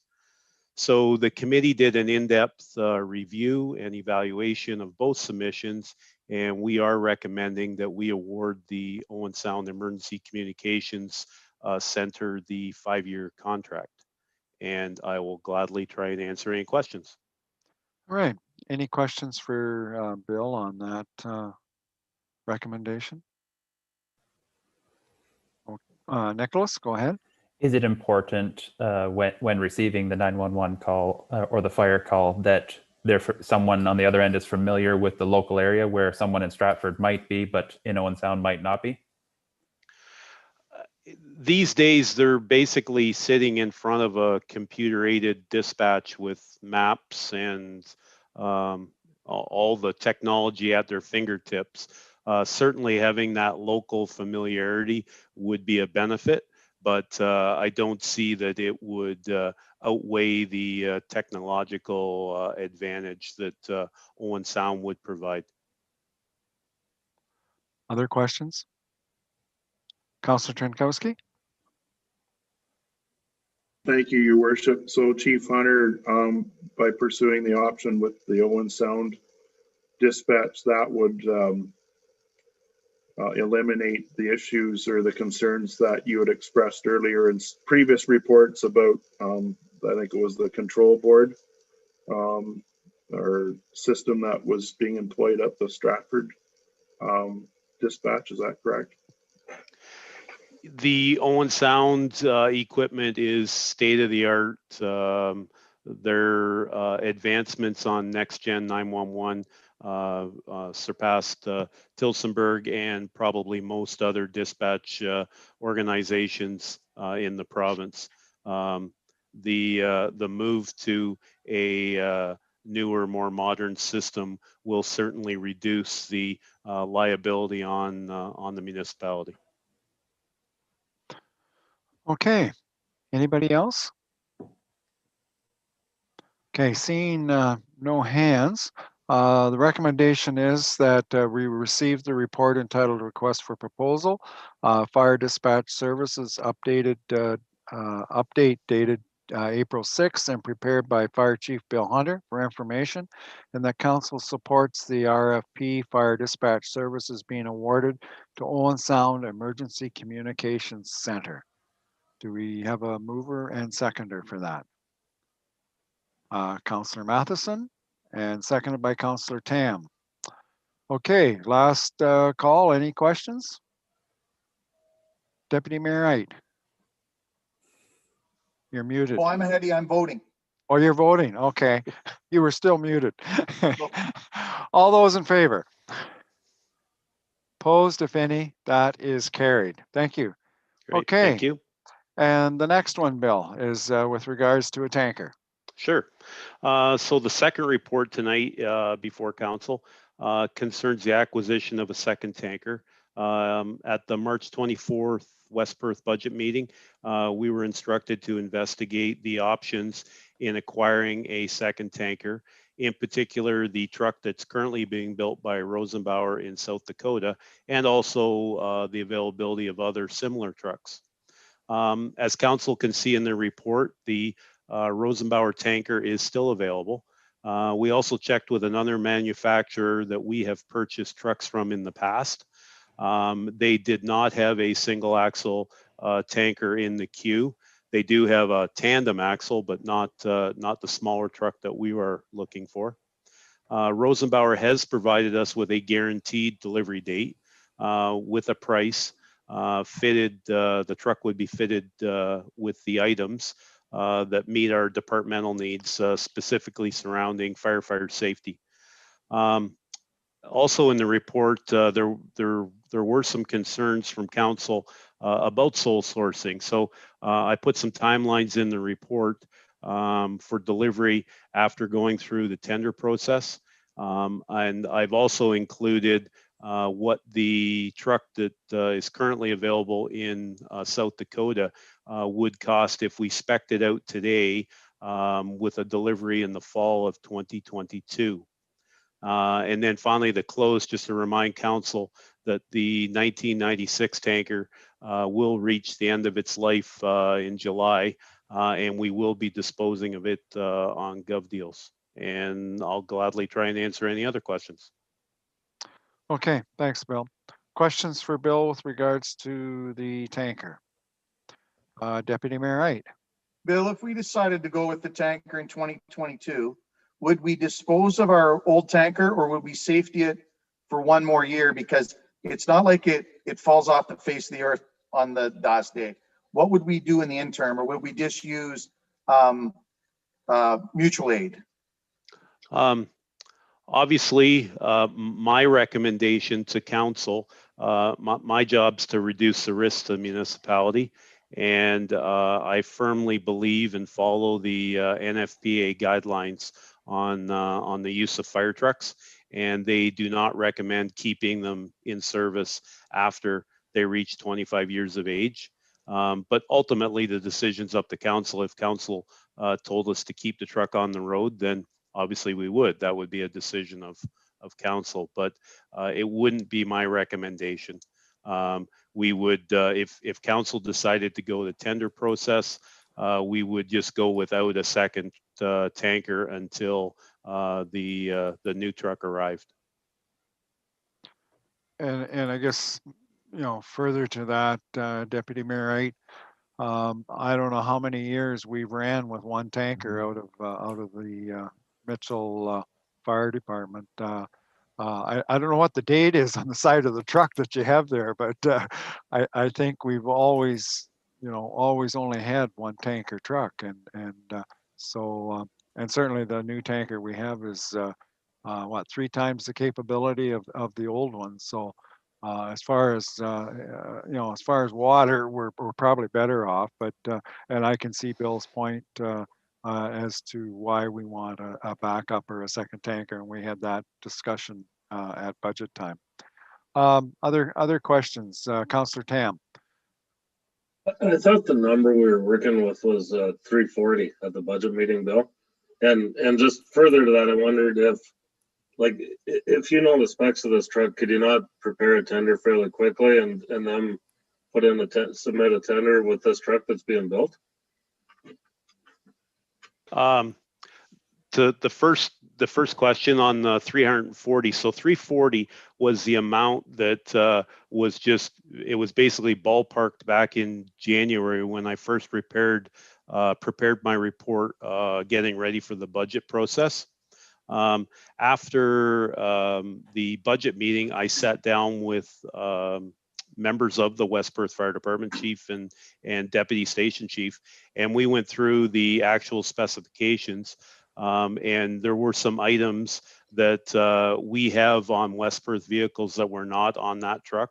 So we got some pricing to add those items to it, and that brought us to the dollar amount that's before you tonight. Sorry, the second part of your question was, can you just ask it again? Could we, like, if you know the specs of that truck, could you prepare a tender that they could bid with, or that they would be able to submit a proposal for that truck that's being built in a tender that you prepare? Yes, we could issue a tender, and as long as the truck was still available, it could be at any time, just like we inquired about it. It could be at any time picked up by a fire department. We could issue a tender and go through that process, but we wouldn't know for sure that truck would still be available. If it was picked up by another fire department anywhere in North America, the tender process, based on their construction timelines, would lead us to that September of 2022 delivery. Yeah. Thanks. Nicholas? I still have concerns about single sourcing another multi-$100,000 contract, just like we had previously done. I was hoping to see in the report, Bill, you said some needs for this second tanker, and how the second tanker might mitigate the property loss in the rural area. For example, comparing and contrasting that to a mutual aid that we have now. And in your next report, with the average of 12-minute response time, maybe a little bit longer in the rural area, how a second tanker could mitigate that loss. And then also, I was hoping in the report that you could outline how many kilometers we put on the second tanker this year, how many events it went to support the loss of the property loss because we had a second tanker. Is that something that still could be brought forward before we make any decisions? I could certainly bring that forward to council. The Rosenbauer truck that's currently available, like I can't say how long it's going to be available for. That's all. I'm certainly not trying to rush council into make a decision. I can come back with whatever other information that council would like, but I certainly can't guarantee that truck would continue to be available. Nicholas again? Yeah, I think back to the response times again, and I think about the communities in the rural area, Staffa or Fullerton or Bornholm, Broadhagen, that mutual aid is there just as fast as we are if we call them to be with a second tanker. So is that the case, or can we beat mutual aid with a second tanker to Staffa? Can we beat mutual aid to Bornholm or Broadhagen in Moncton getting there faster than we can? I would say yes, we could. So when the West Perth Fire Department is paged out for a fire, the firefighters respond to the station and get in the trucks and start heading out of town. Obviously, if they're hearing on the radio multiple 911 calls, large fire, they can see smoke, they can then request through dispatch that mutual aid be requested.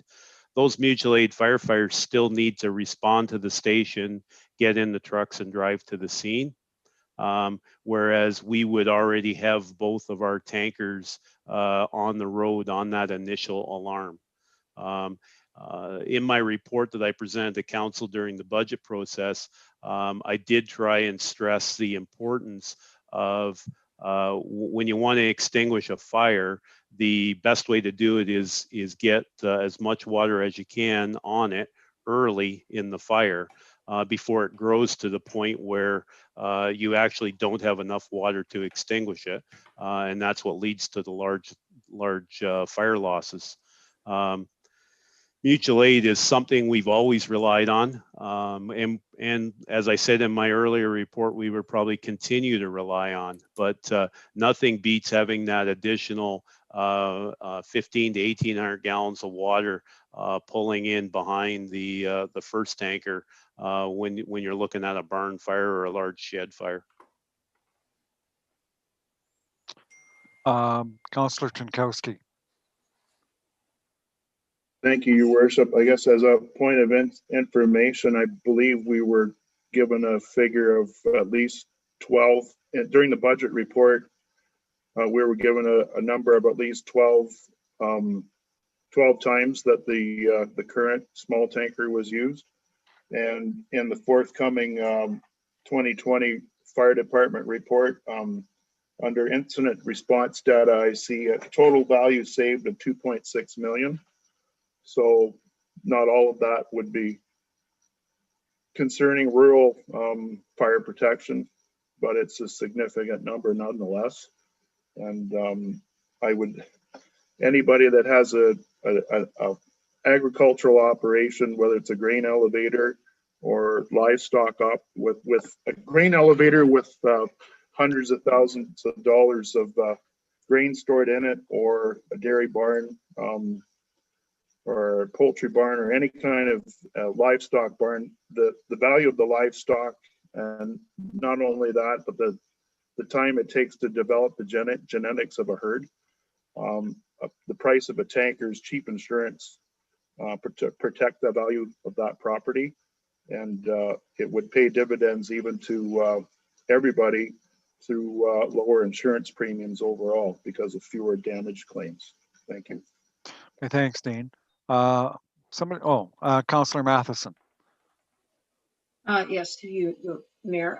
Just clarifying, when mutual aid is requested, is that dispatched at the same time, or is that upon arrival or en route of the initial call? Mutual aid is requested when the West Perth firefighters would be responding. If we requested the aid on the initial alarm, that would be classified as automatic aid. And automatic aid, there's a fee for service for automatic aid. You have to actually enter into agreements with municipalities to respond automatically with you on the initial alarm. Nicholas? Yeah, so just to clarify. Nicholas and then Councillor Murray, sorry, but go ahead, Nicholas.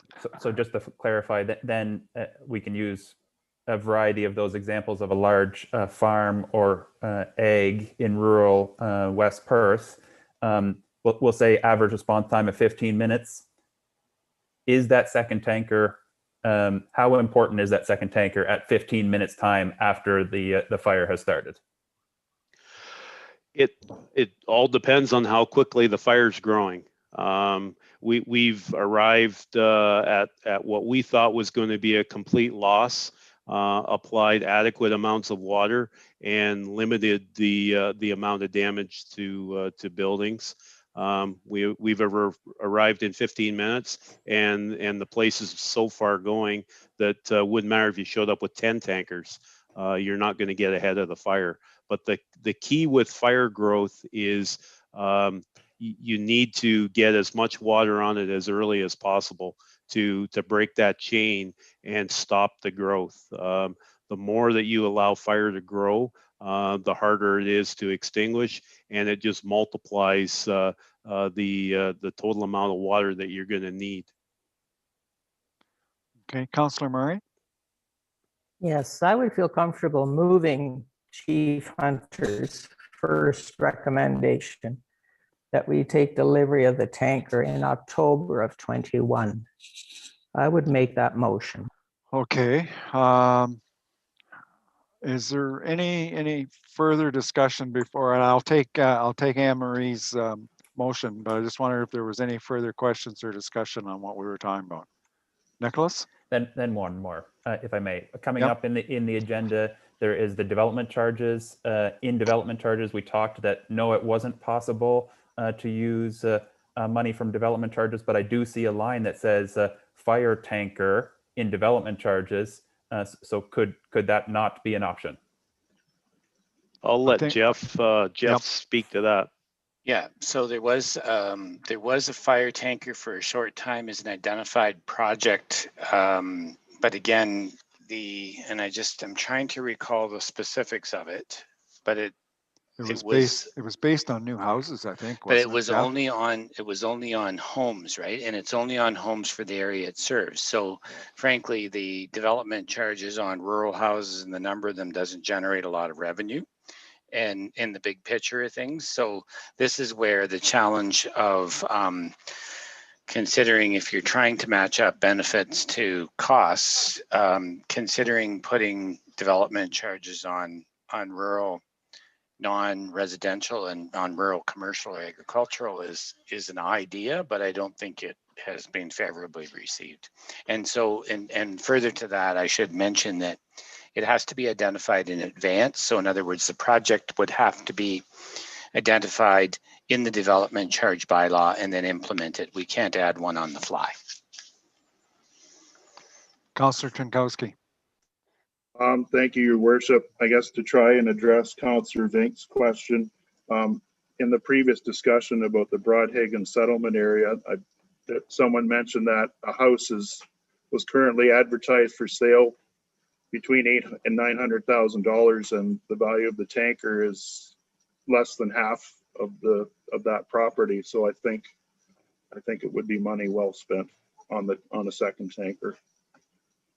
I don't think, in listening to the discussion here tonight, I don't think most people, I'll correct that, most I don't think have a problem with a second tanker. I think the issue is how do we procure it?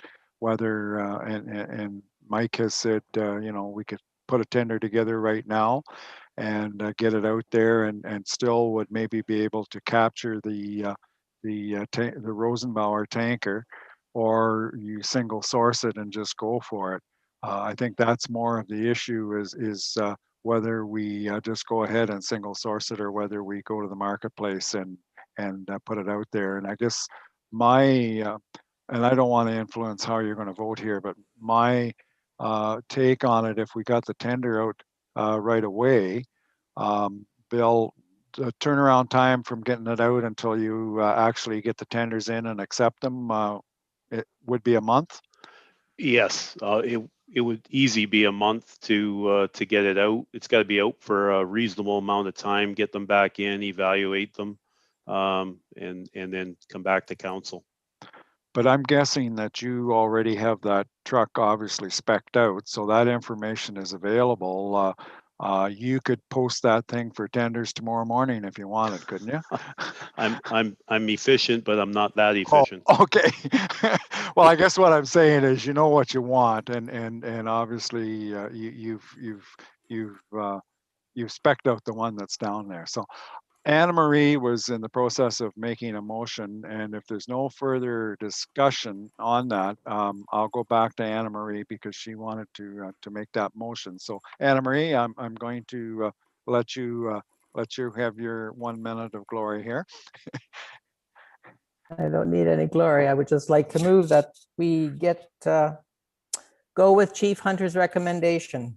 Well, there's two recommendations there. So the which one? First recommendation. Okay. We do the Rosenbauer tanker delivery October 2021. Okay, so you're moving that. Do we have a seconder for that motion? Councillor Trinkowski. Okay, very good. I will ask if there's any further discussion. I know we've pretty well beat this one around the bush here, but any further discussion or comments? Okay, it's been duly moved and seconded. All those in favor?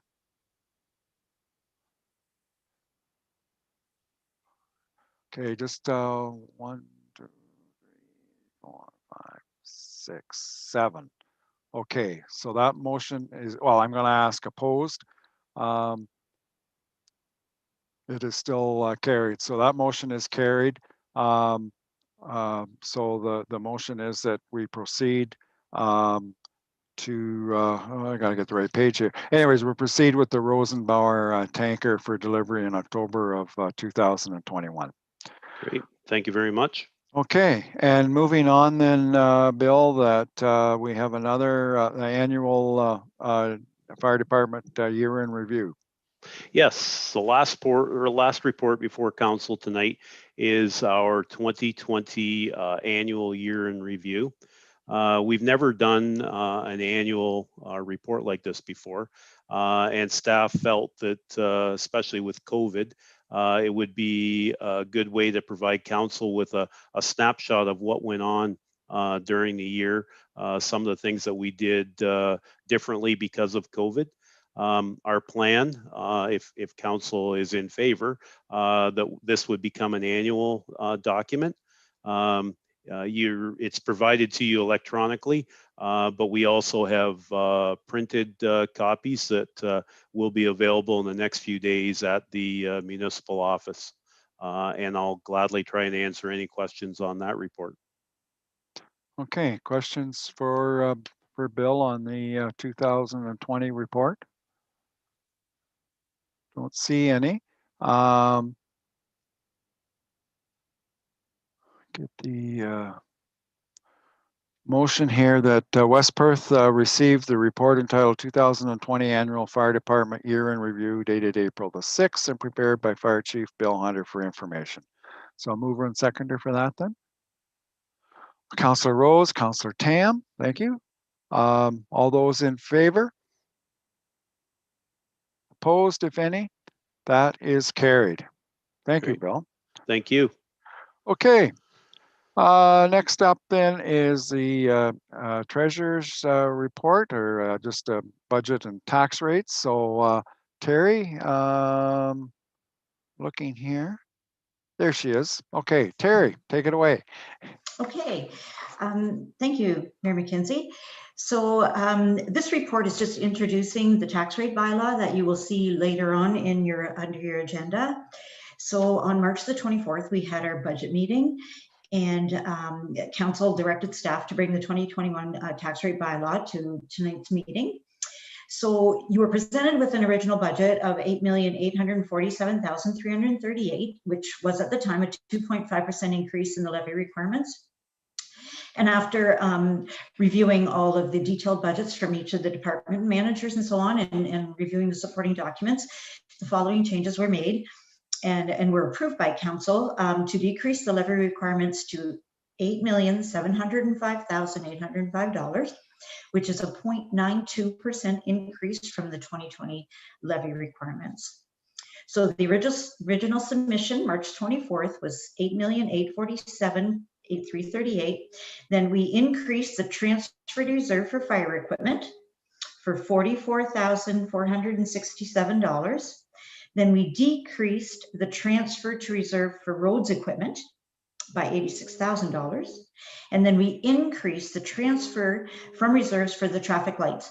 So we're pulling $100,000 out of the roads reserve to help fund the traffic lights. And then when we do hopefully get the insurance, we can pay that back to that reserve. Now, the other two, the increase to the streetlights capital, we discussed that we raised it by $35,000 because of the new amount, but it's also, we're also increasing the transfer from reserve, so there's a net zero effect there. So, West Perth's tax rate with these changes is a 69-cent decrease per 100,000 per residential property of 100,000 assessment, which is minus 0.12%. So that's for West Perth purposes only. So the tax rate changes by tax class are shown in the tax rate bylaw, Schedule A. So Schedule A lists the tax class description, the current value assessment from the December 2020 returned roll, and the county, school board, and West Perth tax rates by class. So you're not only getting a picture of just West Perth, you're getting how much money is being raised for the county and how much is being raised for the school boards, which is what everybody sees on their tax bill. So the total exact amount we're raising for taxes and then we will in turn pay the county and the school boards their portions as per the Municipal Act 4 times a year. Schedule B to the bylaw lists the various streetlight areas. So the streetlights are a user pay system, and with some areas being rated on assessment and some are per household. So, and that's historical. I'm not sure where those decisions came from, but that's the way it is right now until maybe at some point council might discuss something differently. So each area is listed with the user rate or household rate as applicable. So that's Schedule B. It's a lot of information on the Schedule B, but we've got a lot of streetlight areas. So the West Perth 2021 tax rate bylaw 2021, once it is approved by council, will be posted on the website, and with the summary information sheet and maybe some graphs in that tax impact sheet so that people can have a look and see approximately how much taxes they'll be paying in total. So a consolidated version of the budget by department will be posted on the website after the next meeting. I've been working on what I mentioned before, an operating statement. That council should get every month, which shows each department, kind of what you saw in the budget, but a consolidated form with a similar format, like reporting for each department. There's wages, here's operating supplies, here's your contracted services, and so on. And you can see the budget to date, the previous year's budget and budget to date for variances, plus the total budget. So that report will come next week to council, so we can introduce the budget one that will go on the website with the budget and in the budget book that we make following all the approvals and so on. And then there's an operating statement that I'll be introducing also, which is going to show variance year over year with the budget. So you can have a little more information every meeting on that. So any information or any questions on that? Questions for Terry? Don't see any, Terry. I think you're good. Okay. I can't hear you. Oh, sorry. If there is no further questions, then I have a recommendation here that we just received the report entitled West Perth 2021 budget and tax rates be received. Great. So we have a mover and seconder for that. Councillor Marshall, Councillor Bell, all those in favor? That is carried. Thank you. Okay, very good, Thank Terry. You. Okay, and you'll see the budget or the bylaw a little bit down the agenda. Okay, very good, very good. Okay, the next item then is development charges fund, and I guess that's yours too, probably. Eh? Yes, it is. And I have to admit, I am not familiar with development charges. So this is new for me. I didn't have them at the two previous municipalities I worked with, but I want to thank Karen helped us, and Monique Geen worked very well on these, and she's getting a really good understanding of development charges and so on. So she put together this report for me to present to council tonight. So I understand we have to report on an annual basis on the development charges that we've taken in and how much we have in the development charges fund, and then how the substantially completed projects, how the amounts are allocated to those projects for the year. So this is for 19. So we're back a couple of years, and we'll be soon hopefully coming with the one for 20. Okay, any questions on the development charges? No, don't see any. Okay, then the recommendation is that West Perth receives the Development Charges Reserve Fund report as of December 31st, 2018. And then the bylaws coming. And the bylaws later on in the meeting. So moved Yeah. by Councillor Matheson, seconded by Councillor Tronkowski. All those in favor? Opposed, if any, that is carried. Thank you. Thank you very much. Okay, the next one is from the Clerk's Department, Commissioner of Oaths. I'm going to cover it. Yep, And Jeff is doing that one. I'm actually, I have to acknowledge that Labitza put this report together and will be the best one to answer any questions, but I just want to highlight that the report was circulated with the council agenda. You can see that with our vacancy, and also just in terms of cleaning up who we have available, and with our office coverage, we're proposing a couple of additional people that we would get registered as commissioners of oaths, in addition to those that are able to perform the commissioner services by virtue of their appointed office. And so I'll leave it to the mayor to determine if there's any questions, and I'll likely ask for Labitza's assistance with answering them. Okay, questions on that? Fairly straightforward, I think. It explained in the report what's involved in that. Nobody wants to ask her a question. No. Okay, if there are no questions, I'm not going to drag this out. We'll move on. So the recommendation is that the report titled Commissioner of Oaths be received for information purposes. And that was moved by Councillor Murray and seconded by Councillor Rose. Any questions? All those in favor? Opposed, if any? That is carried. Okay, and then the next is the CAO's report. Thank you. The report again, I'll ask Darcy Cook is going to make a little presentation. We received input from the public right up until 3:30 today, and Darcy has put the input that we received into a slide deck, and he has the survey data and is available to speak to it. Just while Darcy's sharing his screen, I will simply mention that the recommendation that we're putting before council tonight is that West Perth Council authorize the consultant to proceed with detailed design and the preparation of tender-ready drawings for the municipal office, using a facade option, which we would like council to select. And certainly Darcy will review what the input from the public was, and I will come back and speak just a little bit more on that analysis. But I think the best thing to do is to go to what the results of the feedback were from the public. Okay, can everybody see my screen? Yep. Yes. Yep. Okay. Looks good.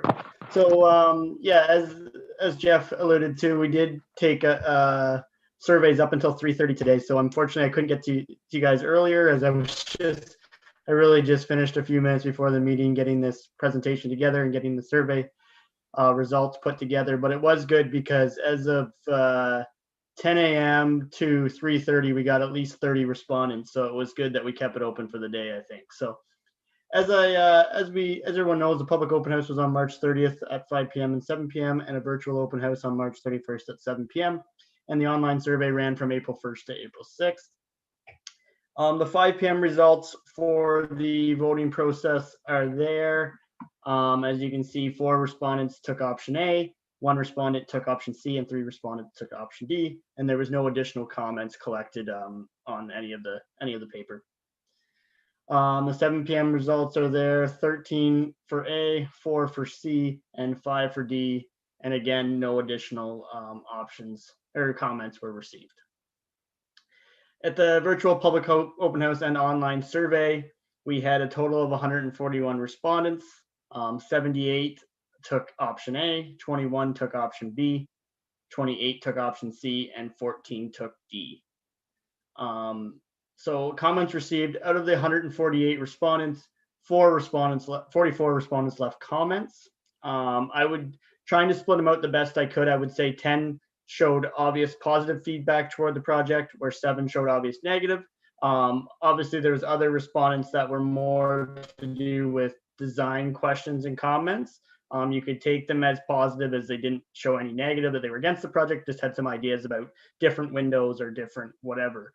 And as Jeff alluded to, I do have the survey with me, so I can go back if anyone's got questions that this presentation doesn't answer. I can try my best to answer them. So I did include the negative comments, and to be fair to council, since you didn't receive this before, I'll quickly go through them. One was, I completely agree that a new building is needed. I will not object to this. With that being said, I'm still unsure as to why 14,000 square feet building with 2 community spaces, 850 square foot plus a council chambers that can be converted. We have a community center now, as well as a smaller room that was built onto the arena. Is there a projection that our population in Mitchell will greatly increase? Again, I can appreciate that we need a new office space for our municipal staff, but again, why does it need to be this large? Well, there's grant money to support this build. I think that we need to be careful with how we spend our tax dollars, especially since we're in the middle of the pandemic and unsure when things will return to the new normal. Another one was, are you sure you need it?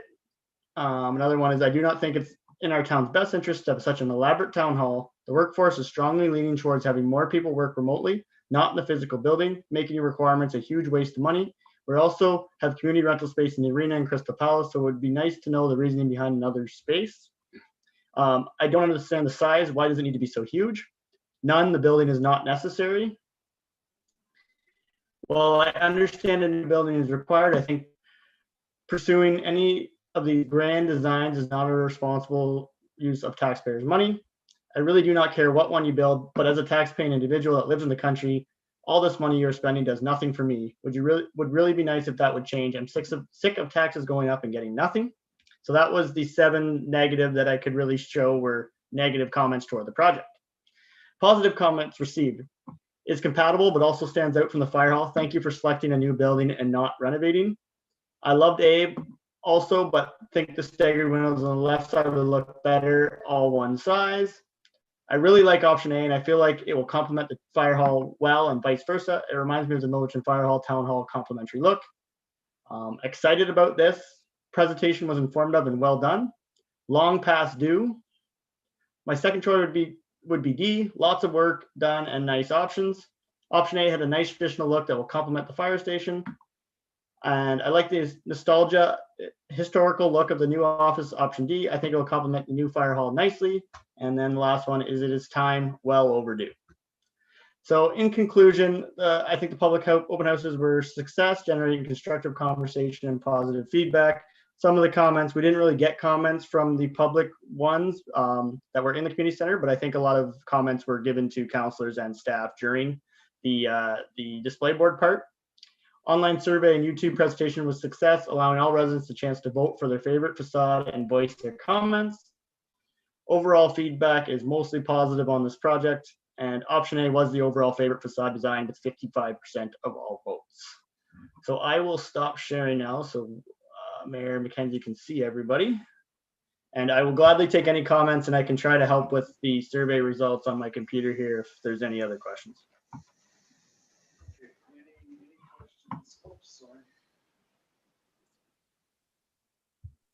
There we go. Any questions for Darcy on what he has indicated so far?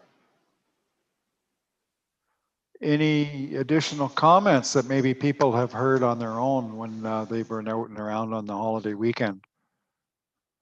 Some of those comments are very similar to what I have heard. Seems to be the size of the building seems to be a common thread amongst a lot of people. Nothing further?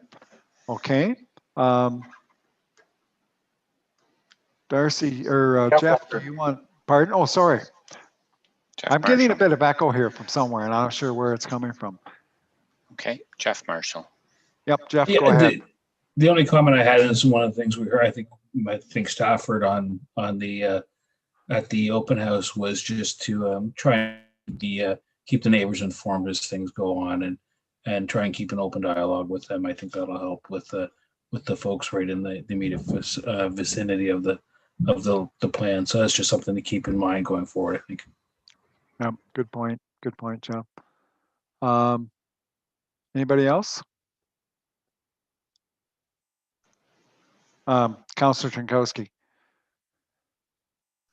Thank you, Your Worship. There was a comment there, why do we need community space in this building when we have other community space in other venues? And that was discussed.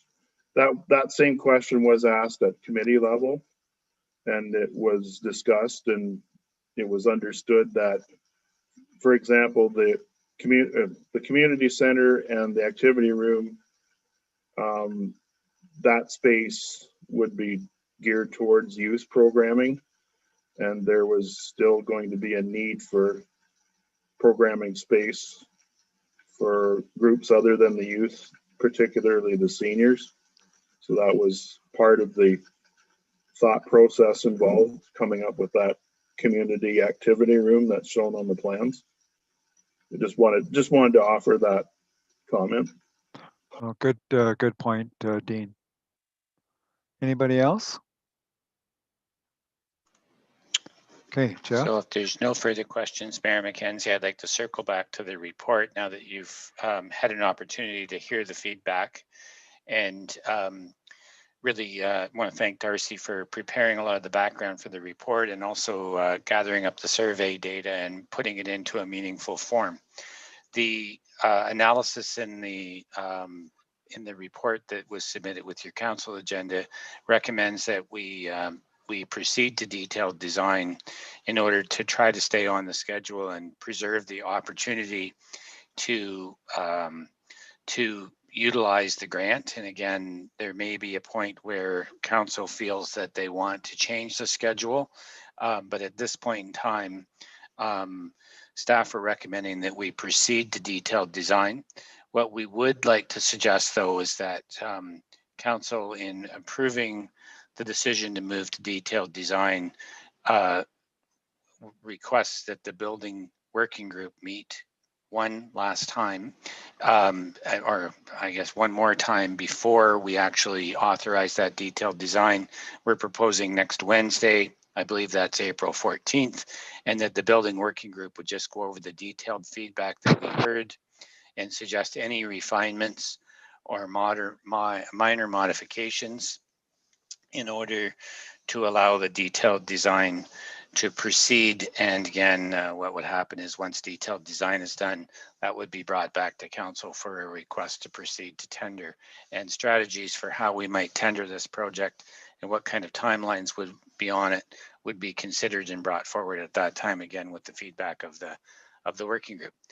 And with all that said, staff are recommending we proceed to detailed design for the project using facade option A. And I have the facade options if anyone would like to revisit them. It maybe wouldn't hurt, Jeff, just if you have it handy to throw it up on the screen so that we all are on the same page here. Sure, I will get them ready. While you're doing that, we're doing a lot of work here on a potential or non-potential grant. Any information or anything further with regards to where we are on the grant? Grants are a bit of a sore point. I mean, we certainly have great success with grants here in West Perth, and I think we've done a lot of work to get them. This is one where there was a big rush to get it in, and now there doesn't seem to be a rush to get it approved. And we've got a couple of grants where we're caught in that holding pattern and a bit frustrated. But I think as staff, all we can do is continue to keep our feet moving, and we recommend to council continue to keep our feet moving, get our background information together, make the project shovel ready without proceeding too far that we compromise the ability to take the grant if it's offered to us. And again, I think we have to be open-minded about the fact that if the project timing is a concern to council, we would then maybe make a conscious decision to let it go. But I think at this point in time, we can stay on schedule. Okay. Yep. So option A is was the one that finished first in the voting, and that's the option. And I'm not going to try to name them the way John Rutledge named them, but it was this option here. Option C this option with the cottage style roof, I would call it a cottage style roof, finished second in the voting, if I'm not mistaken. I believe option D and option B finished very close. Darcy, were they, you'll have the numbers handy. I can't see from Yeah, my so it screen. was the online, sorry, give me one sec, I can pull up the other one. The So yeah, total. they were 55% was option A, 55.5%, 14 for option B, 19 for option C, and 9 for option D. Okay. So I'd be happy if anyone would like to see any of those options again and again. The 55% is kind of a definitive response, I think, from the participants in the survey, but that's what we're recommending based on. Okay, if you want to unshare your screen again, I'll ask if one more time if there's any further questions. Any questions?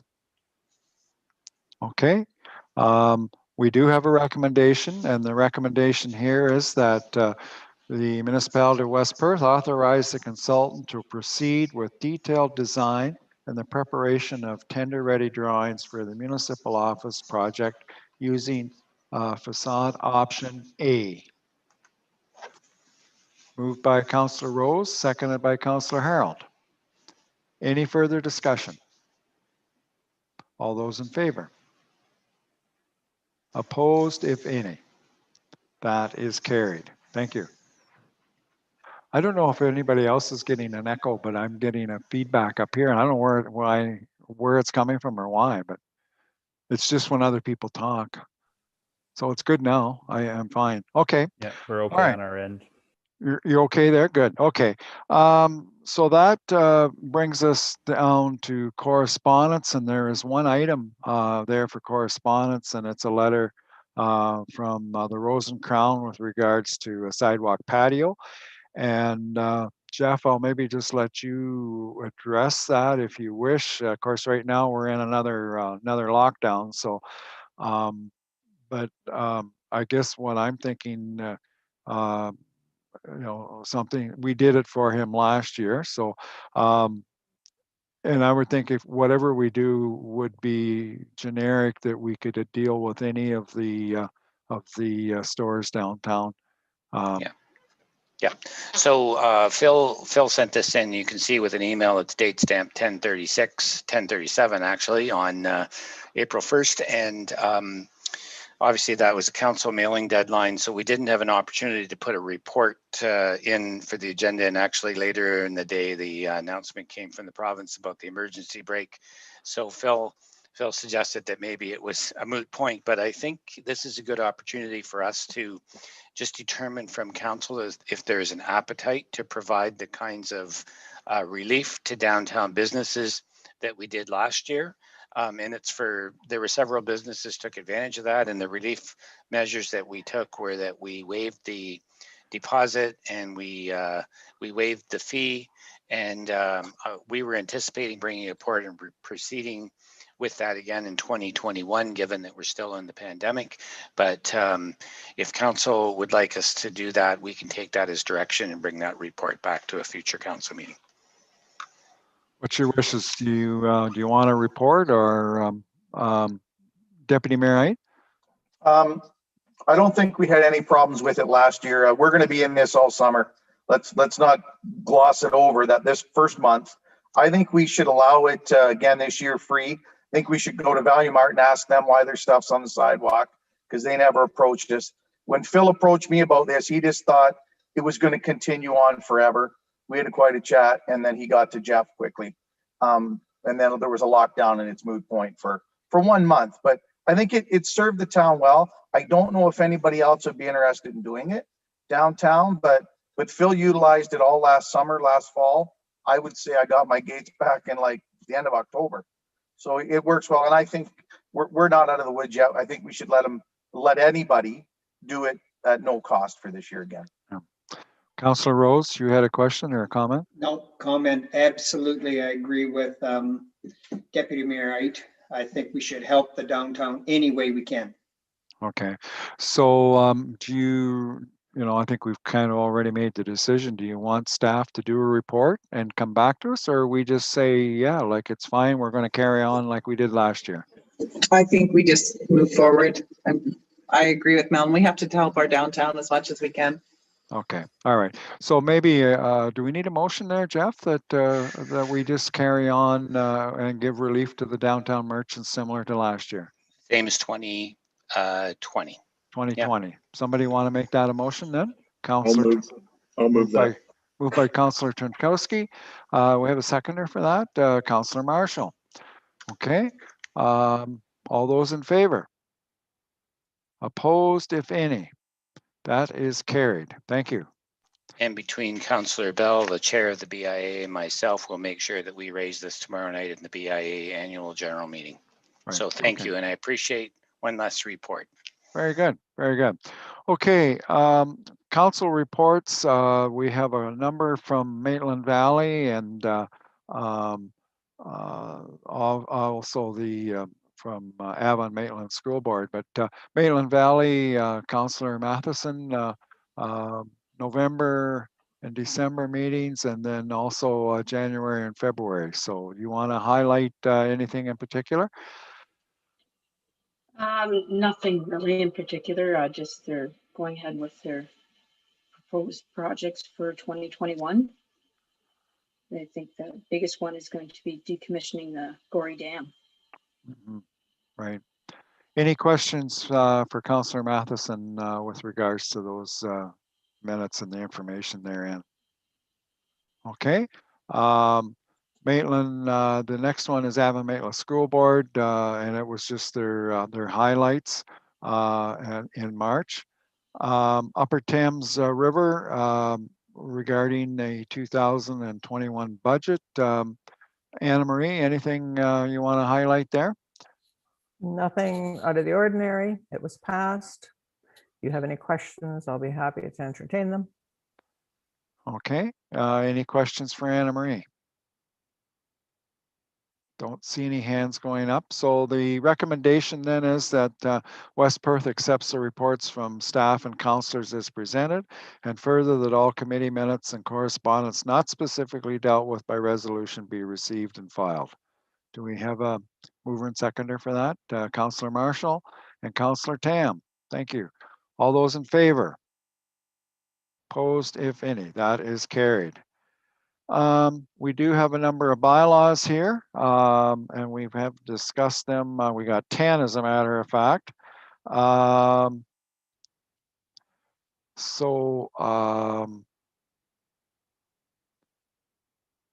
We'll deal with each one individually here tonight. So the first one, and we'll try and move through this fairly quickly if we can, because we do have a closed session later on. Council Municipality of West Perth gives first, second, and third and final reading to bylaw number 20. Bylaw 22, 2021, bylaw 23, 2021, bylaw 24, bylaw zoning bylaw Z 243, bylaw 247, and bylaw 245 on the 6th day of April, and the mayor and clerk are hereby directed to sign and affix the corporate seal. Did I do that right? Okay. Okay, mover and seconder for that. Councillor Rose and Councillor Matheson. All those in favor? That is carried. Thank you. And then next recommendation is that we give first, second reading to bylaw 21. And that is, I believe, the Tyndall Drain, I think, and first and second reading, and then we'll do the third one at the after the quarter revision. So a mover and seconder for that one would be in order. Moved by Councillor Vink, seconded by Councillor Murray. All those in favor? Opposed, if any? That's carried. The next one is Municipality of West Perth gives third and final reading to bylaw 7 and bylaw 8 on the 6th day of April, directed to sign and affix the corporate seal. And I'd have to go back and look what that is.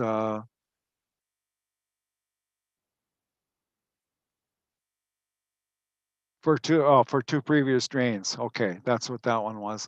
Okay, mover and seconder for that one then. Councillor Trinkowski and Councillor, saw a bunch of hands, Councillor Murray. All those in favor? Opposed, if any, that is carried. Okay.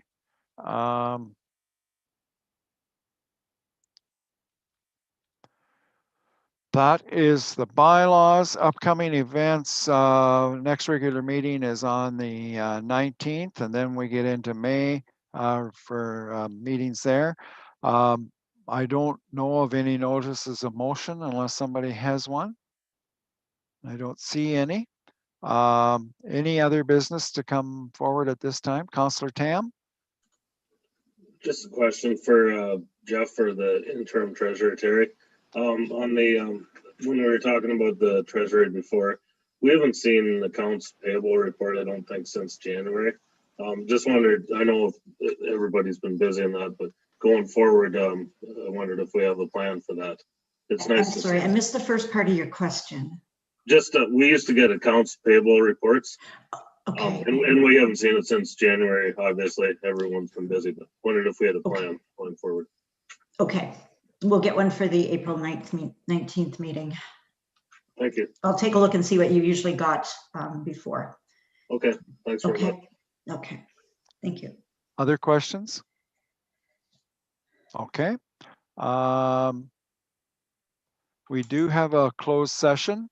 So I guess at this time, if there's nothing further, motion to go into closed session at 9:32. Do we have a mover and seconder for that? Councillor Vink and Councillor Harold.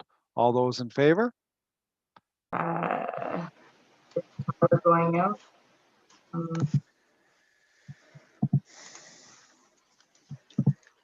We can just pause for a moment and see if it comes back on, Kristen, and I can maybe check it.